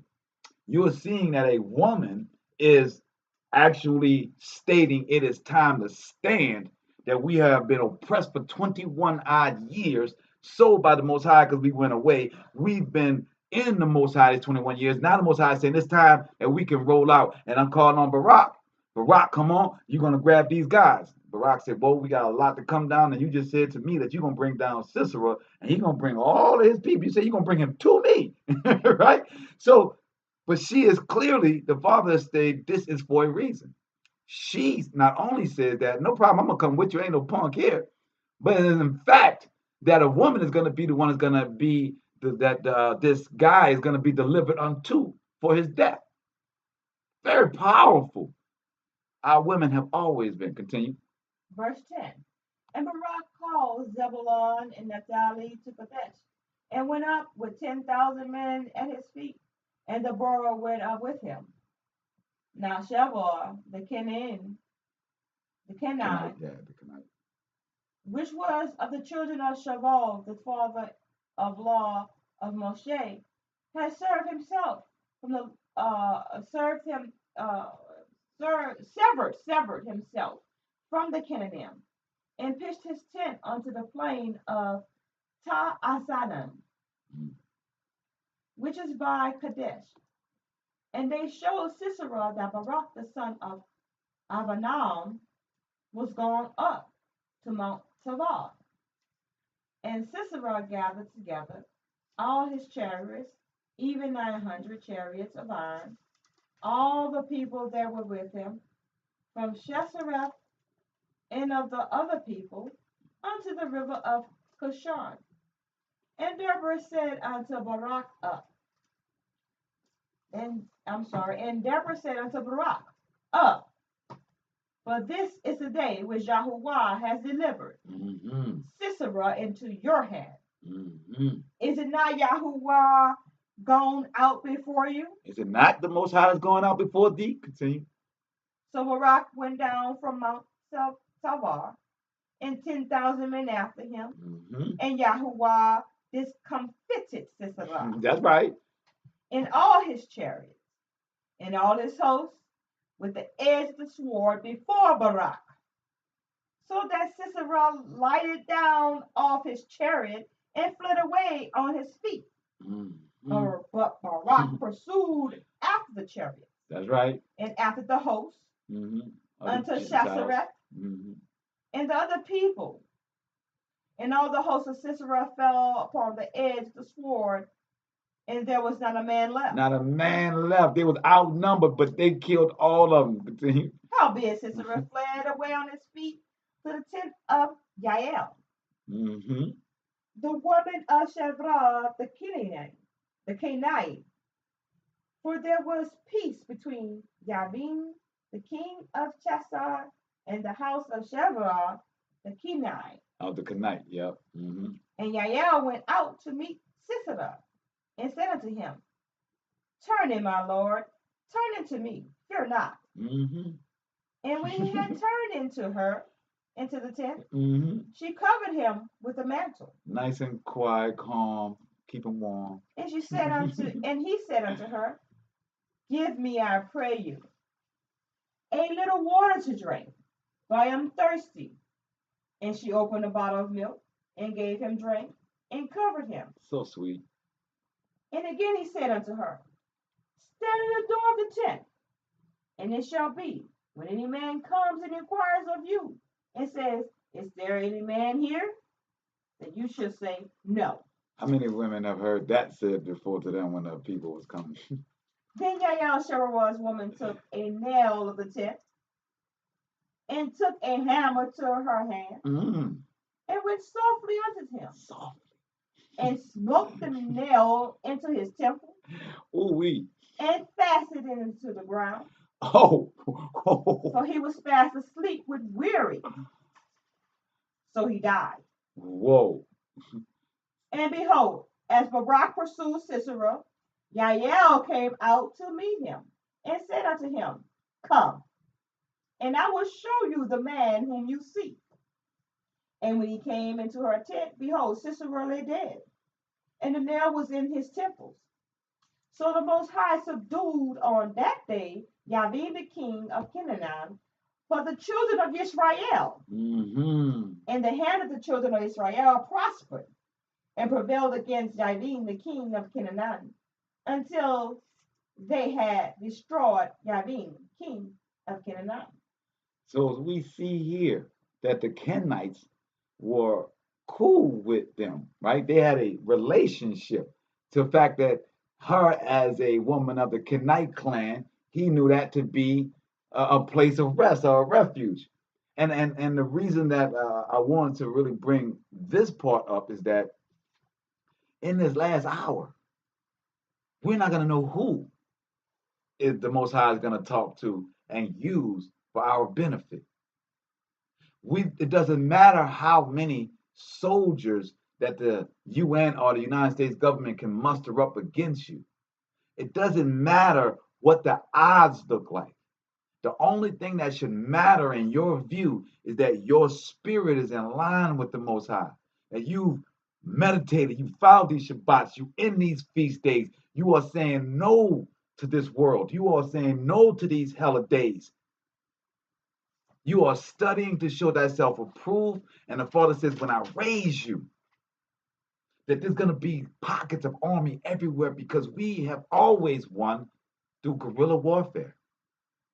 We have always won through guerrilla warfare. We are warriors for the Most High.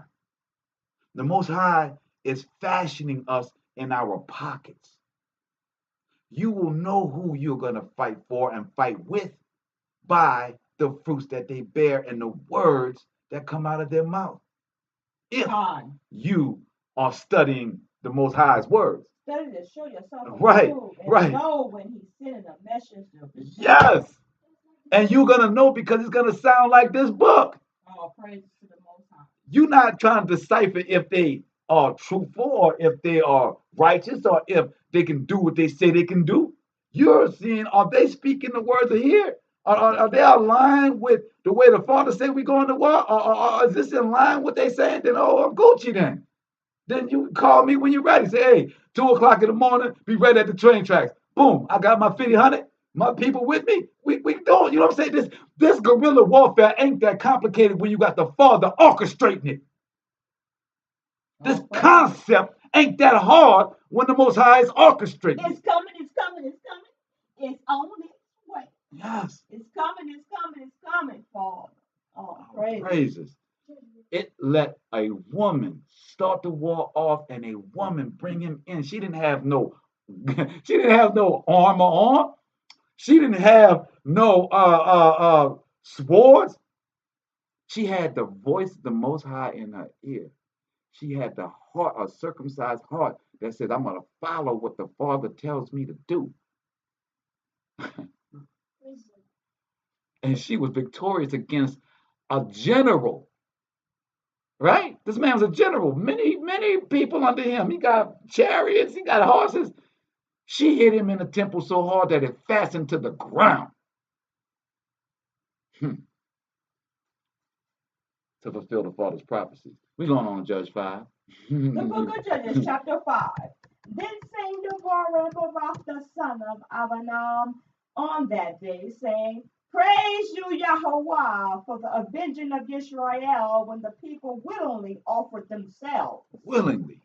Hear, all you kings, give ear. All you princes, even I, will sing unto Yahweh. I will sing praise to Yahweh, thy power of Israel. Yahweh, when you went out of Seir, when you marched out of the field of Edom, the earth trembled, and the heaven dropped. Oh, yes. The clouds also dropped water. The mountains melted from before Yahweh, even that Sinai from before Yahweh, the power of Israel. Yes. In the days of Shamagar, the son of Anak, in the days of Yael, the highways were unoccupied, and the travelers walked through byways. The inhabitants of the villages ceased. They ceased in Israel until that I, Deborah, arose. That I arose a mother in Israel. A what? A mother in Israel. They chose new Elohim.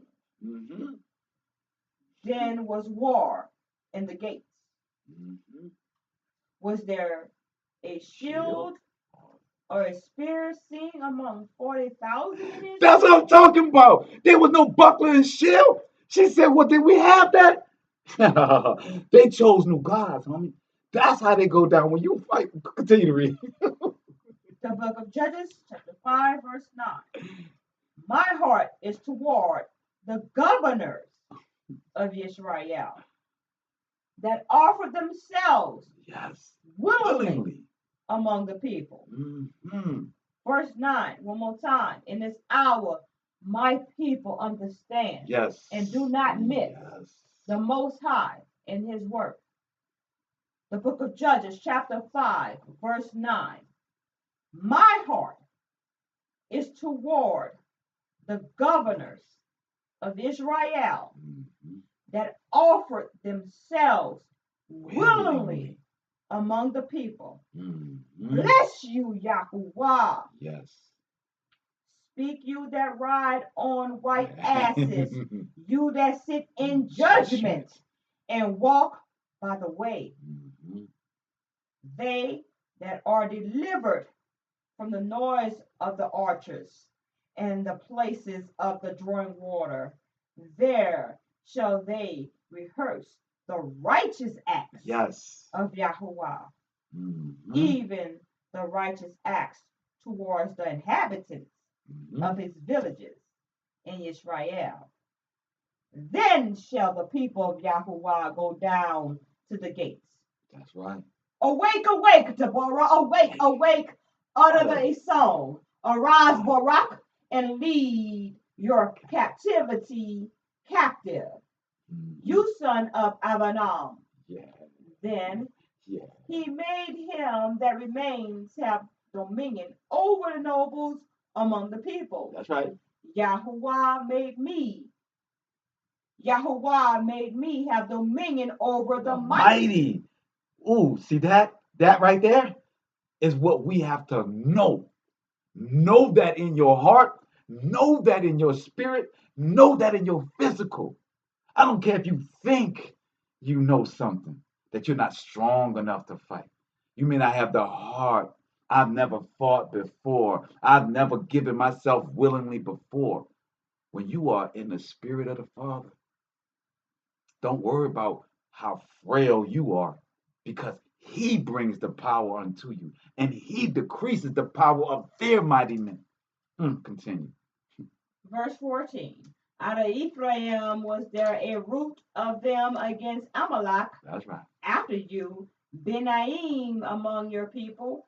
Out of Mekar came down governors, and out of Zebulon they that handled the pen of writer.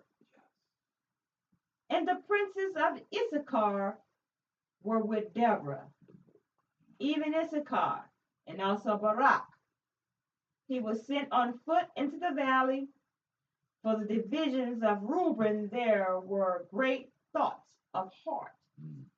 While abode you among the sheepfolds to hear the bleating of the flocks. For the divisions of Reuben there were great searchings of heart. Great. That Reuben, boy, slept with his daddy's wife. Ooh, rough. Gilad abode beyond Jordan. And why did Dan remain in the ship? Why? Is the big question, you Moors. Continue. Asher continued on the sea shore and abode in his reaches. Zebulun and Naphtali were a people that jeopardized their lives unto the death in the high places of the field. The kings came and fought. Then fought the kings of Canaan and Tanakh by the waters of Megiddo. They took no gain of money. They fought from heaven. That's right. The stars in their courses fought against Sisera. The stars in their courses. Isn't the stars angels, sister? That's supposed to be watching. So they moved in accordance to bring down this dude. Continue. Oh, I love the Most High. Verse 21. The river of Kishon swept them away, that ancient river, the river Kishon. Oh, my soul, you have trodden down strength. Then were the horse hooves broken by the means of the prancings of their mighty ones. Curse you, Mirzas. Curse you, Murdoch, Mirza, all of you prancing dignitary politicians. I'm sorry, sister. Said the angel of Yahuwah, curse you bitterly the inhabitants thereof, because they came not to help of Yahuwah. To the help of Yahuwah against the mighty. Blessed above women shall Yael, the woman of Shavar, the Canaanite be. Blessed shall she be above women in the tent. He asked water, and she gave him milk. She brought forth butter in a lordly dish. She put her hand to the nail, and her right hand to the workman's hammer. And with the hammer, she smote Sisera. And she smote off his head when she had pierced and stricken through his temple. She chopped his head off afterwards. At her feet he bowed, he fell, he lay down.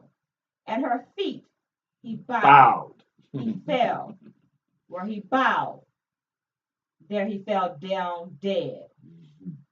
The mother of Sisera looked out at a window and cried through the lattice, why is his chariot so long in coming?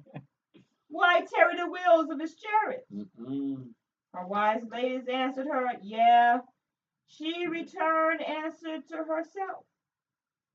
Have they not sped? Have they not divided the prey? To every man a damsel or two, to Sisera a prey of diverse colors, a prey of diverse colors, of needlework of diverse colors, of needlework on both sides, meet for the necks of them that take to the spoil. Oh yeah, she thinks she balling. So let all your enemies perish, Yahuwah. But let them that love him be as the sun when he goes forth in his might. In the land had rest 40 years. So the mother still waits for Cicero to come back, and he's not. She still wants to believe that the spoils were being split and he was taking too long to come home. But when you're going against the Most High, it doesn't matter how great or how mighty, how much anyone loves you, you are going to lose. And to lose in a manner that you will not suspect. We are moving to Joshua. Joshua? That's right, chapter 14. I don't got the book of Joshua. I got the book of Joshua. We are, so the show tonight is about what is a warrior. As you see here, a warrior is a man, a warrior is a woman. As you see here, a warrior doesn't necessarily mean enlisted in the army. It means that you are for your tribe. And when the Most High calls you, you join up where he tells you to join. I don't know if y'all caught that. You know what I'm saying? Whether you like it or not. This ain't about emotions. Most High is not caring about what we like in this last hour. He is about, are you following me? He says you are going to be proved in this hour. So, but when you are proved, as Joshua and the children that made it through the wilderness, and it's time to go to Jericho, and we are now a righteous people that can receive the inheritance. We can receive what the promises of our forefathers were. And we're going to go 1 to 15, ready when you are.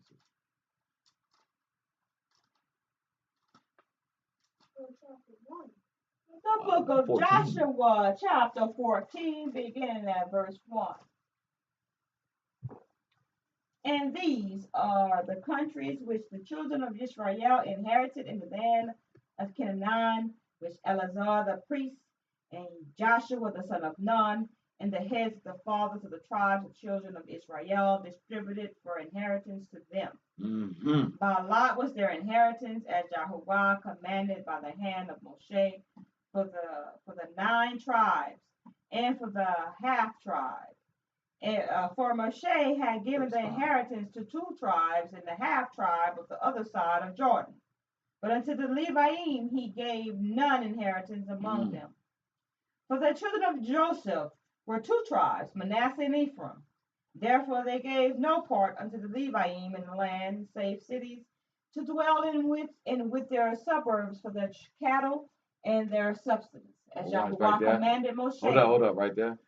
Jordan, read that 5 for me. 14, verse 5. 14, verse 5. You just had it.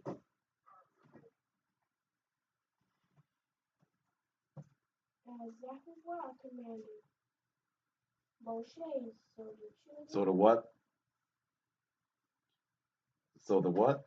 So the children of Yasharale and they divided the land. Thank you. All right, sister, you can go back with the 6.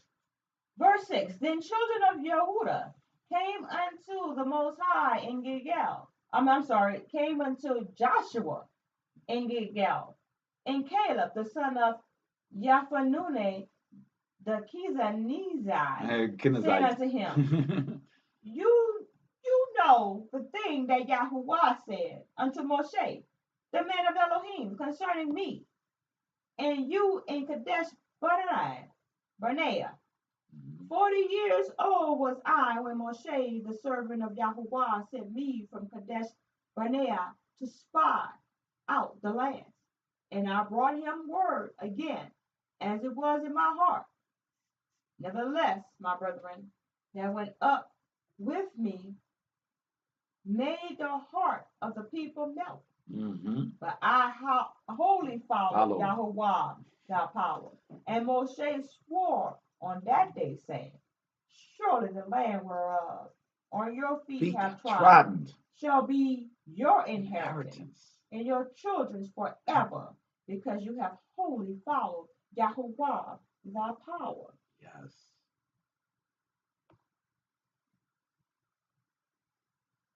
Verse 10. And now, behold, Yahuwah has kept me alive. As he said, these 45 years since Yahuwah spoke the word unto Moshe, while the children of Israel wandered in the wilderness. And now, Lord, I am this day 85 years old. As yet I am as strong this day as I was in the day that Moshe sent me. That's right. As my strength was then, even so is my strength now for war. Both to go out and to come in. Now, therefore, give me this mountain whereof Yahuwah spoke in that day. For you heard in that day how the Anakim, the Ananites, the Anakis, yeah, were there, and that the cities were great and fenced. And if so, Yahuwah will be with me. And then I shall be able to drive them out, as Yahuwah said. And Joshua blessed him and gave Caleb, the son of Jephunneh, the Nephilim Chevron, for an inheritance. Chevron became the inheritance of Caleb, the son of Jephunneh, the Kenizzite, until this day, because that he wholly followed Yahuwah, his power of Israel. And the name of Chevron before was Kiriath Arba, which Arba was a great man among the Anakim, and the land had a rest from war. So Jericho, Joshua is going to get the land that was promised through Moses to the forefathers, for our forefathers. He said, where we lay our inheritance, where we lay our sandals was our inheritance.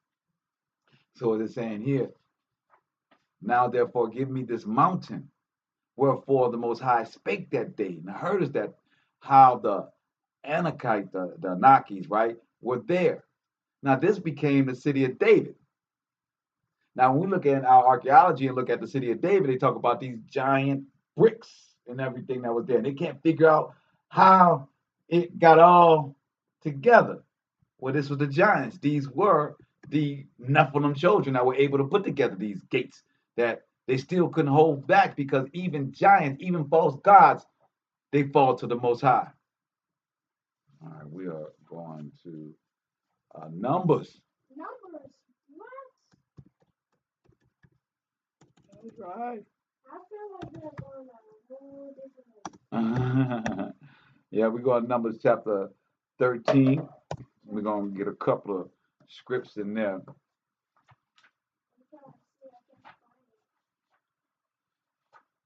It's going to be up there by your Deuteronomy. The book of Numbers, chapter 13. Want to begin? The beginning, yeah, by your Deuteronomy. See? The book of Deuteronomy, the book of Numbers, chapter 13, beginning at verse 1. Yep. And Yahuwah spoke unto Moshe, saying, send you men, that they may search the land of Canaan, which I give unto the children of Israel, of every tribe of their fathers. So you send a man, everyone a ruler among them. And Moshe, by the commandment of Yahuwah, sent them from the wilderness of Paran. All those men were heads of the children of Israel. We're going to drop down to verse 6. I think. The book of Numbers, chapter 13, verse 6. Of the tribe of Yehuda, Judah, Caleb, the son of Jephunneh. So when we was reading Caleb earlier, now we know that was the tribe of Judah. And now we're going to drop down to 17, 20, verses 17 to 20. The book of Numbers, chapter 13, verse 17. And Moshe sent them to spy out the land of Canaan, and said unto them, get you up this way southward, and go up into the mountains, and see the land, what it is, and the people that dwell therein, whether they be strong or weak, few or many, and what the land is that they dwell in. whether they be good or bad, and what cities they be that dwell in, whether they in tents or in strongholds, and what the land is, whether it be fat or lean, whether there be wood therein or not. And be you good courage, and bring up the fruit of the land. Now the time was the time of the first grapes. So they say, go get you some of them grapes, bruh, and bring that back to us. Verse 26. And they went and came to Moshe and to Aaron and to all the assembly of the children of Israel unto the wilderness of Paran to Kadesh, and brought back word unto them and unto all the assembly, and showed them the fruit of the land. And they told him and said, we came unto the land, but you sent us, and surely it flows with milk and honey. Oh, as promised. And this is the fruit of it. Nevertheless, the people be strong that dwell in the land, and the cities are walled and very great. And moreover, we saw the children of Anak there. The Amalekim dwell in the land of Negev, the giants, and the Shittim, and the Yephrathim, and the Yerubim dwell in the mountains, and the Canaanites dwell by the sea, and by the coast of the Jordan. And Caleb stilled the people before Moshe and said, let us go up at once and possess it, for we are well able to overcome it. But the men that went up with him said, we be not able to go up against the people, but they are stronger than we. Oh, we hear that all the time. We can't fight nobody. We ain't got no guns like the United States got. We can't stand up. What that boy looking like up there with only 3,500 people and some guns? He's standing. What you doing? You ain't believing in the Most High got your back, do you? And one shot and fired jet. You dig? So understand in this hour that war, we have to be at war, and that these people are going to be naysayers. That don't think that this is going to be a situation where everybody going to come together and say, we so upset, Rodney King got killed, George Floyd got choked up, we all on the same thing, we marching forward. Nah, it's not going to be like that. It's not going to come down like that at all. We need to get on cold, Zion. Get on yes. cold. Got to Stop be. letting them divide us. Think, say that one more time, please. Stop letting them divide us. Stay on cold. Stay for one on time cold. in your life, get on cold. Right, for one. You may never have another opportunity. We are in the reshaping of something. You have to understand that anytime there is a reshuffling of the deck, anytime that we are starting the board game all over again, anytime that we are figuring out new positions, it is an opportunity. This is an opportune time. In this hour where you have the Catholic Church fail you, in this hour when your Baptist church then failed you, in this hour when your government has failed you, in this hour when your school systems have failed you, you got an opportunity to build yourself, to make yourself in the image of the Most High. You have an opportunity right now to change the paradigm. You have an opportunity right now, as they used to say in ancient days, when the king would come around once a year and everybody could bring their grievance to the king in that one day. This is that day. Continue. The book of Numbers, chapter 13, verse 32. And they brought up an evil report of the land which they had searched unto the children of Israel, saying, the land through which we have gone to search it, it is a land that eats up the inhabitants thereof. And all the people that we saw in it are men of great stature. Mm-hmm. And there we saw the Nephilim, the son of Anak, which come of the Nephilim. And we were in our own sight as grasshoppers, and so were in their sight. Now I want to go back to this 29. I want y'all to understand who was dwelling together in this land that we were taking. Amalekites, Hittites, Jebusites, Amorites, Canaanites. Now let's go to our tools because I want y'all to be clear on who we're dealing with because these people lived with the Anunnakis, right? They lived with these people. This is their seeds mixed with these people. When we're talking about these fallen angels, we're talking about these people's children. So a Hittite is a nation descendant from Hith, the second son of Canaan, which is a Hamite, once inhabitants of central Anatolia, modern Turkey, later northern Lebanon. We got the Chitti, the Hittites, right? The descendants of Chet, the Hittites, right? The same people that were patronomically from Hittites. Let's go to our Hittites. Let's see. Mother find Yeah, Canaanites. That's Canaanites. Yes. The original Hamanites name were Canaanites. Yep, and they were the son of Canaan and the progenitor of the Hittites. His name Hit. That's the same as the Hittites, right? And let's see who else we got.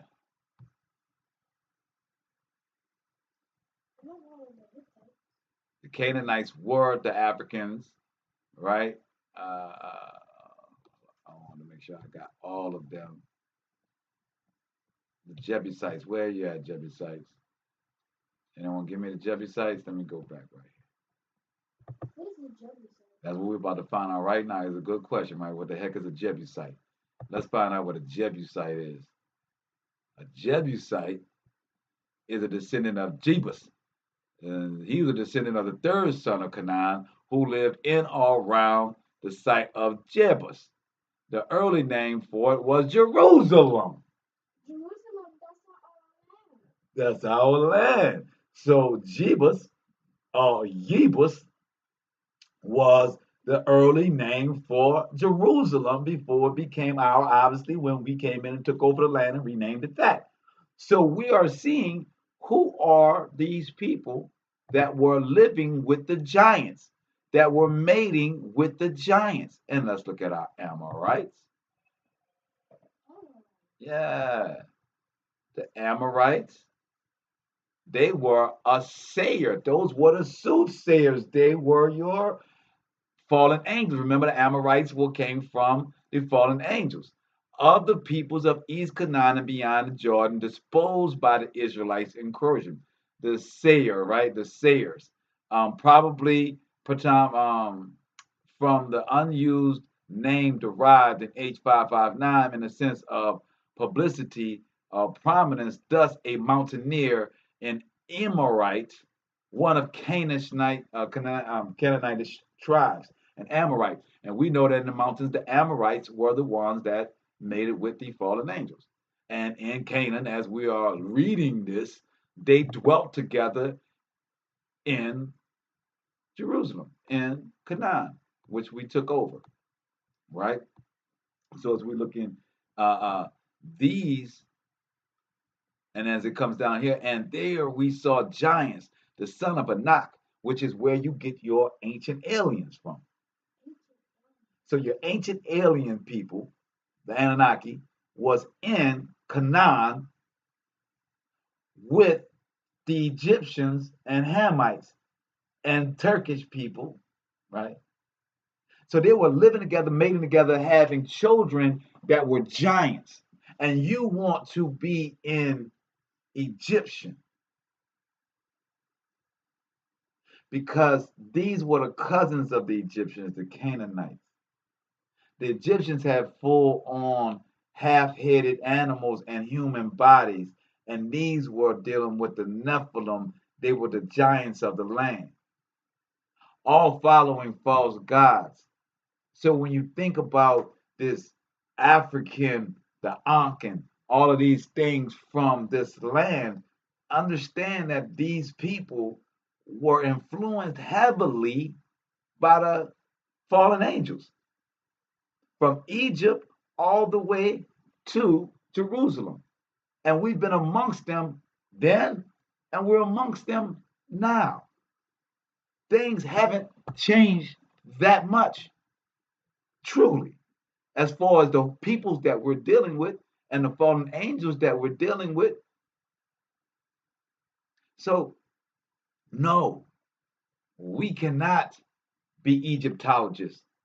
No, we cannot go with anything of Egypt that was from the 16th century on up. Or, excuse me, not the 16th century, the 16th dynasty. Because that's when the Sea Peoples came in. And that's when Greek and the Romans took over Egypt. And all of their gods and pantheons all became one. Why do you think that the Khazarians are trying to fight over Jerusalem and want to be that? Because they know it's a land of all the spirits that the Canaanites had. All the Nephilim was in that land. I guess y'all never think about that part, right? You never thought about the people that have the Sanhedrin that's calling on false gods, will want the land where the false gods were kicking it at, the giants is kicking it at? You wonder why the Most High brought us there, so that we could be the righteousness in the middle of it, and we would be the new example of what righteousness is, that we took down the Canaanites. And isn't it funny, as we're going to read, that they didn't even have to bust a grape in a fruit fight to get this land back. All we had to do was follow the Father. Like I said, not one shot been fired yet. Right. All we had to do is follow the Father and be a reflection. Give his scripts, give his word. Now we're going over to Judges. No, we're going to Joshua 24. Yeah. The book of Joshua, chapter 24, beginning at verse 9.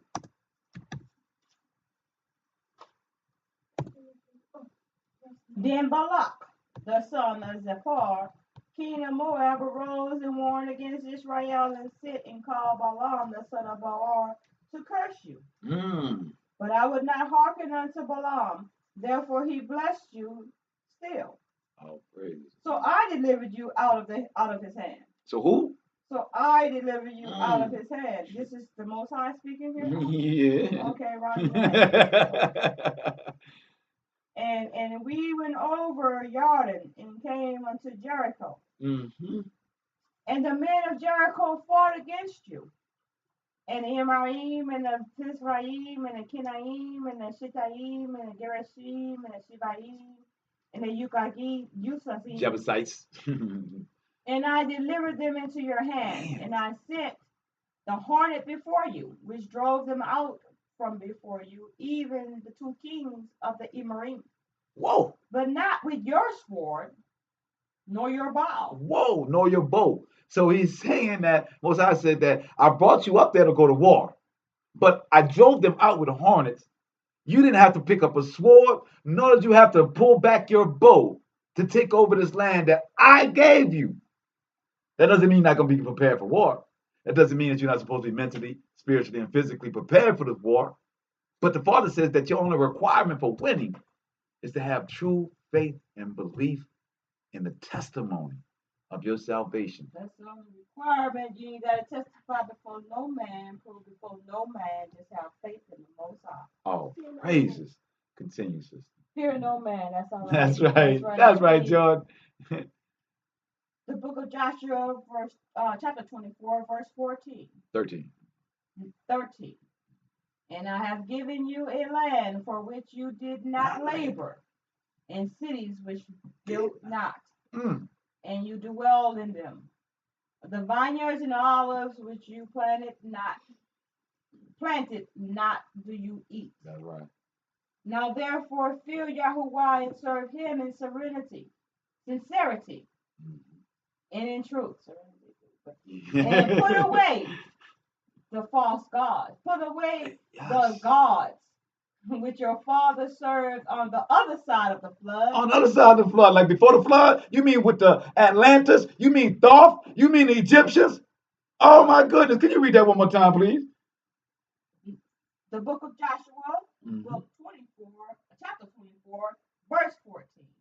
Now therefore fear Yahuwah and serve him in sincerity and in truth, and put away the Elohim which your father served on the other side of the flood, and in Mizraim, and serve you Yahuwah. So the Most High is saying that these are the same. Man, look, they said there was nothing before and after. There was evil spirits in the earth before the flood and after the flood. The Most High is saying right here, yo, you are following the funds that I flooded. I killed everything because of these. Don't go back and follow them.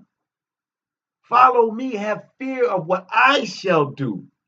I killed the ones that you're worshiping. That doesn't make you feel some type of fear. Y'all ain't got no understanding. I killed the ones that you want to worship. You're not getting that. You don't see this at all. He said on the other side of the flood in Egypt, and serve ye the Most High. Now we're going to switch on over to Judges chapter 7. I bet y'all ain't never been in Judges this much in y'all life. You've been in Judges this much?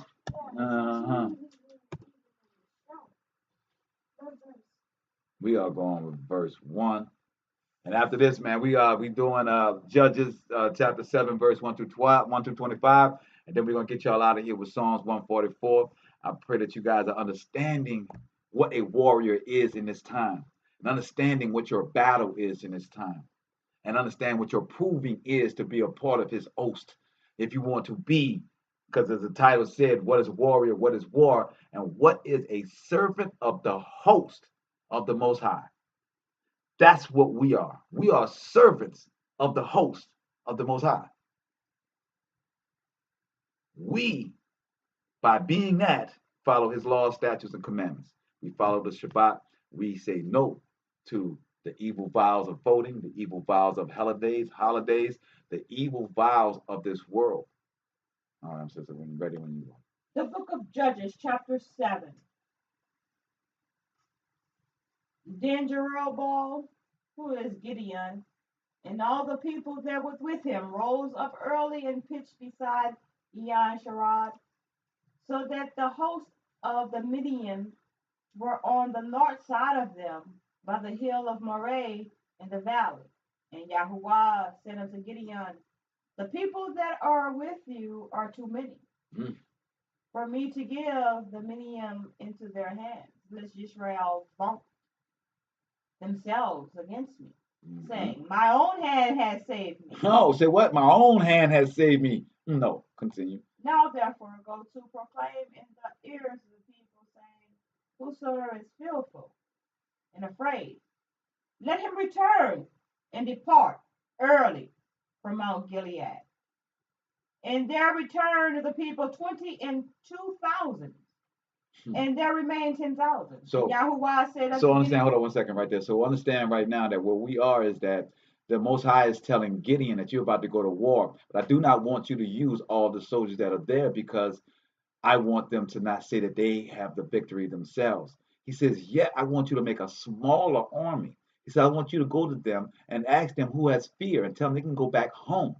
And in that people 22,000 left. And what remained was 10,000. Continue. Verse 4. And Yahuwah said unto Gideon, the people are yet too many. Bring them down unto the water, and I will try them for you there. And it shall be that of whom I say unto you, this shall go with you, the same shall go with you. And whomsoever I say unto you, this shall not go with you, the same shall not go. So he brought down the people unto the water, and Yahuwah said unto Gideon, everyone that laps the water with his tongue, as a dog laps, him shall you set by himself. Likewise, everyone that bows down upon his knees to drink. And the number of them that lapped, putting their hand to their mouth, were 300 men. But all the rest of the people bowed down upon their knees to drink. And Yahuwah said unto Gideon, by the 300 men that lapped will I save you, and deliver the Midian into your hand, and let all the other people go every man out unto his place. So the Father, go every man unto his place. Right. So the Most High said, no, not 10,000. It was 22,005 in the beginning. He said 2020. Let me get that back. And it says 20 and 2,000 remain, 10,000 remain. So at first we had 12,002, right? So Most High said it's too many. Got them all the way down to 300. Y'all know y'all heard the story of 300. They had the movie, right? But this is where they got the movie from. But the reason why we picked this story out tonight is because understanding that everyone that's called ain't gonna fight. Understand everybody that say they about that ain't gonna do that. You have to guard your spirit. You have to guard your soul. You have to have a continued communication and direct line to your creator. The Canaanite woman that put the nail through his head, she didn't go and have a consult with people. She didn't go and consult others. She was told what to do and she did it. Deborah was the judge, so she surely didn't consult with anyone else. She actually told them what to do. So the Father says, I'm going to make y'all understand that it's not about the number. It's not about your might. It's about your circumcision and discipline and love of me. Discipline. That is what the Father requires. That is how we win. Continue to read. The book of Judges, chapter 7, verse 8. So the people took victuals in their hand and their shofars, and sent all the rest of Israel, every man unto his tent, and retained those 300 men. And the host of Midian was beneath them in the valley. And it came to pass in the night that Yahuwah said unto him, Arise, get you down unto the host, for I have delivered it unto your hand. But if you fear to go down, go with Peru, your servant down to the host, and you shall hear what they say. And afterwards shall your hands be strengthened to go down unto the host. Then went he down with Peru his servant unto the outside of the armed men that were in the host, and Midian and the Amalekites and the Anakim, and all the children of the east lay along in the valley like grasshoppers for multitude, and their camels were without number, and the sand of the seaside of the for multitude. And when Gideon was come, behold, there was a man that told a dream unto his fellow, and said, Behold, I dreamed a dream, and lo, a cake of barley bread tumbled into the host of Midian, and came unto a tent, and smote it that fell, and overturned it that tent lay alone. And his fellow answered and said, This is nothing else save the sword of Gideon, the son of Hosash, the man of Israel. For into his hand has the Most High delivered Midian, all the host. And it was so, when Gideon heard the telling of the dream, and in the interpretation thereof, that he worshipped and returned into the host of Israel, and said, Arise, for Yahuwah has delivered into your hand the host of Midian. And he divided the 300 men into 3 companies, and he put a shofar in every man's hand. Put a what in every man's hand? A shofar in every man's hand, with empty pitchers, and lamps within the pitchers. And he said unto them, Look on me, and do likewise. And behold, when I come to the outside of the camp, it shall be that as I do, so shall you do.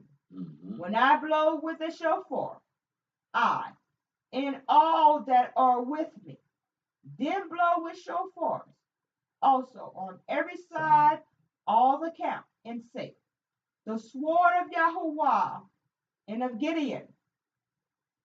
So that's it on that. We go to 25. Oh, yeah.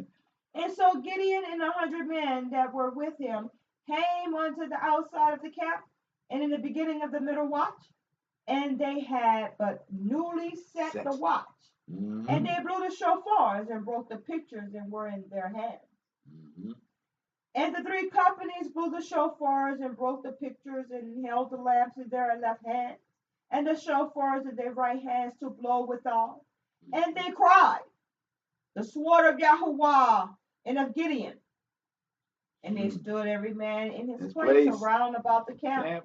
And all the host ran and cried and fled. And 300 blew the shofar, and Yahuwah set every man sword against his fellow, even throughout all the hosts. And the host fled to Bayat Hashtatah, and Tarasarah, into the border of Abal Mashallah, unto Tabah. So right here it says, and the 300 blew the trumpets, and the Most High set every man's sword against his fellow, even throughout all the hosts.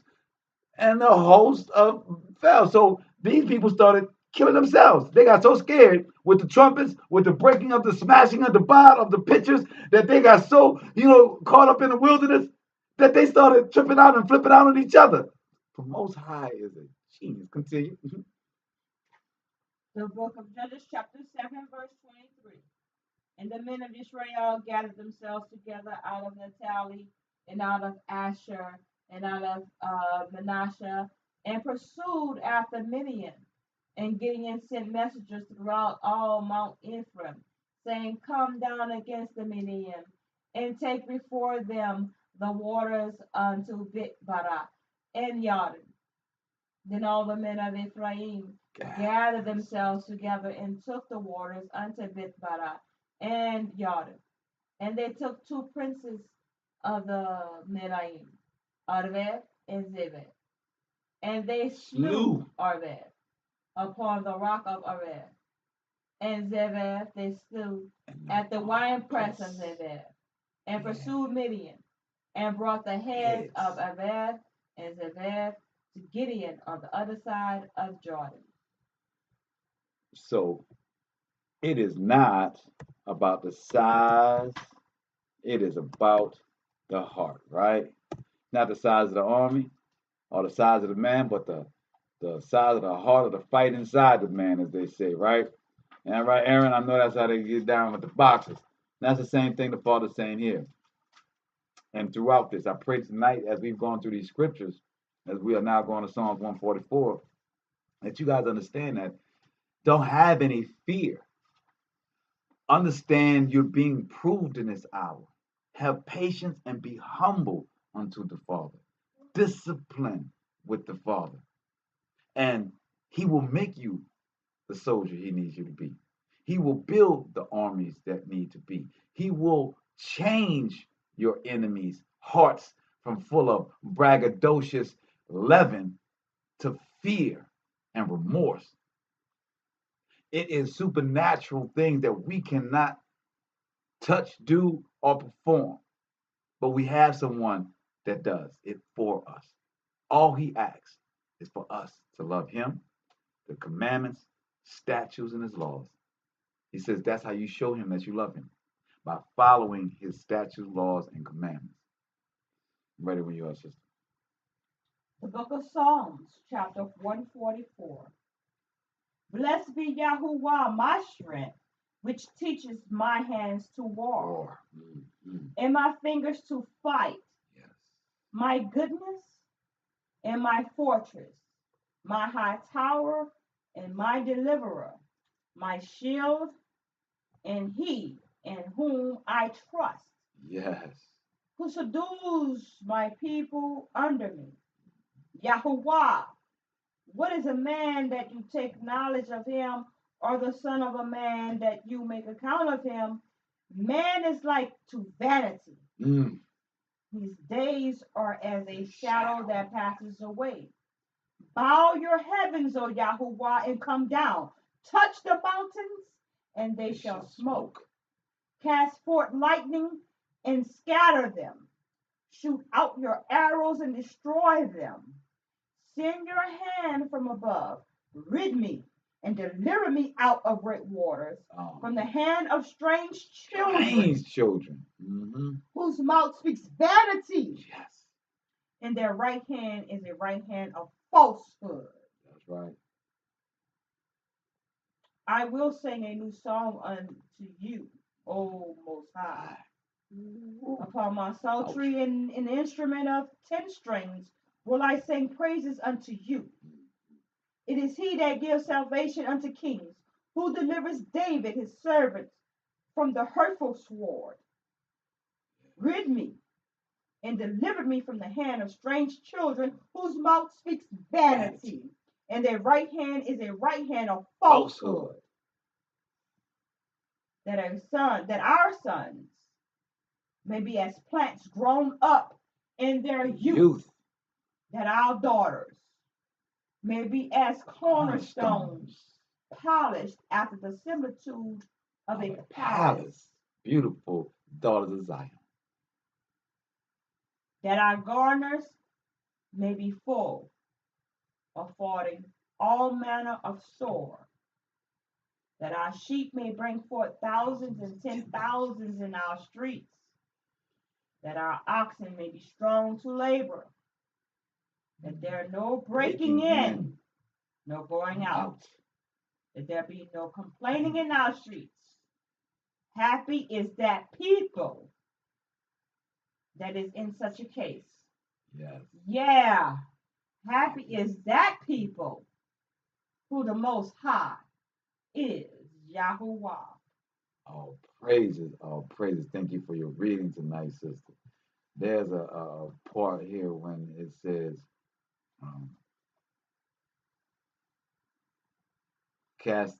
cast forth lightning and scatter them, shoot out thine arrows and destroy them. These are for the people that speak smoothly and full of vanity, and their right hand is full of falsehood and swords. That is our United States. We have to be clear on who the enemy is. We have to be clear on what our salvation is. And we have to know what a warrior in the Most High's eyesight is. Because many people will tell you what they think a warrior is. Many people will make movies of Terminator and Rambo and all of these images of so-called warriors. But anyone that really understands a warrior's creed, understands that he takes a creed, an oath to death. If you're going to be a warrior for the Most High, understand that these laws and statutes of commandment is till death. It is your oath. It is your pledge. It is your vow. It is who you are as a warrior. A warrior embodies its doctrine. It lives by its motto. That means that these scriptures are our motto. That means that these words are our instruction book on how to have the most skills of war, how to be the most talented in the articulation of war, how to be a reflection of Him. It is a warrior's creed. If you are going to be a warrior, a servant of the Most High's host, and host means warriors.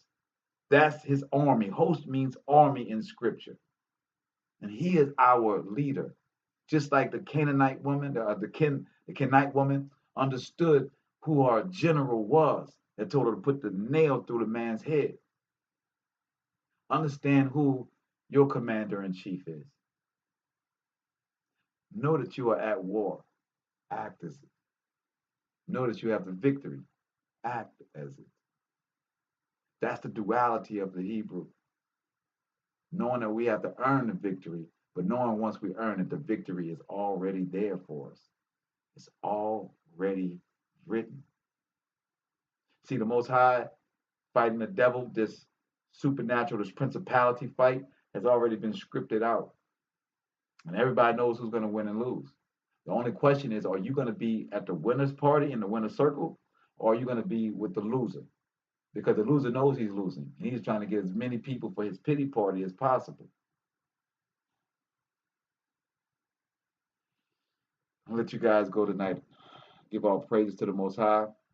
I pray your families, and I pray that everyone that you speak to in your day has an eye to see and an ear to hear, that you are patted on the back by the Most High to let you know that you're doing the right thing and you're going in the right direction, by the fact that you are winning souls, that you are standing on the rock, that you are an example of his love and his joy.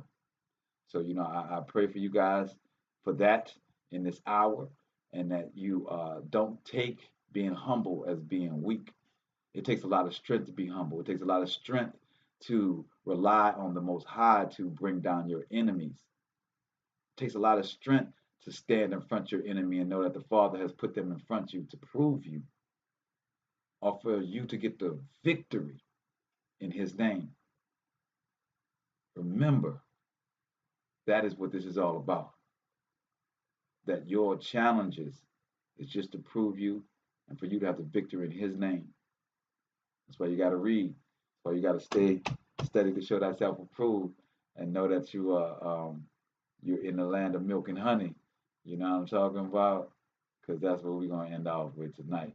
As it said, the land was promised to us, milk and honey. That's what they reported back, right? They went and checked out Canaan and where all of the giants was living. They said, go check them out, bring us back some grapes. It was harvest time. They came back and said, man, this is a land of milk and honey. See, I've been on to lose patience. Hit the block and get mine. Hit a lick and go cop a brick and then flip the brick in no time. Pump a push like a porn star. Make it stack like a coin jar. Ride around and getting in. City to city like I'm on tour. Ain't grabbed the Bible for a court case so he can help me out on a court date. I grabbed the Bible cause I was sick and tired and heard my inheritance was real estate. I can move mountains with little faith. I guess I'm back to pushing rock again. I ain't doing this for fate, no. I'm doing this for the promised land. Said give my life for eternal life. Try to save my life, then I'ma lose my life. 6 years ago, I got blessed in. Washed off the dirt so I can see the light. When I wrecked the beach in here, Texas. Real Judah, cause I'm tribal. My family story is a bestseller. You can read about it in the Bible. Man, I'm learning patience, man. You know what I'm talking about? Trying to keep my mindset on that place I'm trying to get to, you dig? I've been trying to get all these worldly things, material things, man. But I was told about a place, a beautiful place. Milk and honey, you dig? Milk and honey, promise, land. We in search of salvation. This is part of his plan. Milk and honey, promise, land. First we got to get patience, then endure to the end. Milk and honey, promise, land. We in search of salvation. This is part of his plan. Milk and honey, promise, land. First we got to get patience, then endure to the end. I got faith in my Father. He blessed the game for obedience. Several wives, yeah, that's lawful. Before a king, it ain't expedient. I flow hot sauce for seasoning. Every track, that's a meal, boy. On the block, I be reasoning. In the land of the trio, boy. Sipping grace while I gather grace. One of the last to come, but still got a bag. This last year was a hard year. Lost my son and I lost my dad. See this fake ruler, they be talking about it. Real Judah about the action, nigga. I be trying to serve the y'all be wearing fridges for fashion, nigga. I'm in search of salvation. This is part of God's plan. First I had to get patience. Now I'm trying to make it to the end. Here's the patience of the saints, the one that keep his commands. Put the faith up for my shit till they see Zion again. Like I said, man, patiently waiting. You know what I'm talking about? Man, shout out to all the brethren before me that did this, who doing what I'm doing, and all the brethren out here still doing what we doing until we see Zion. You know what I'm saying? Milk and honey, promise, land. We in search of salvation. This is part of his plan. Milk and honey, promise, land. First we got to get patience, then endure to the end. Milk and honey, promise, land. We in search of salvation. This is part of his plan. Milk and honey, promise, land. First we got to get patience, then endure to the end. Milk and honey, milk and honey, milk and honey, endure to the end. Milk and honey, milk and honey, milk and honey, endure to the end. Milk and honey, milk and honey, milk and honey, promise, land. Milk and honey, milk and honey, milk and honey.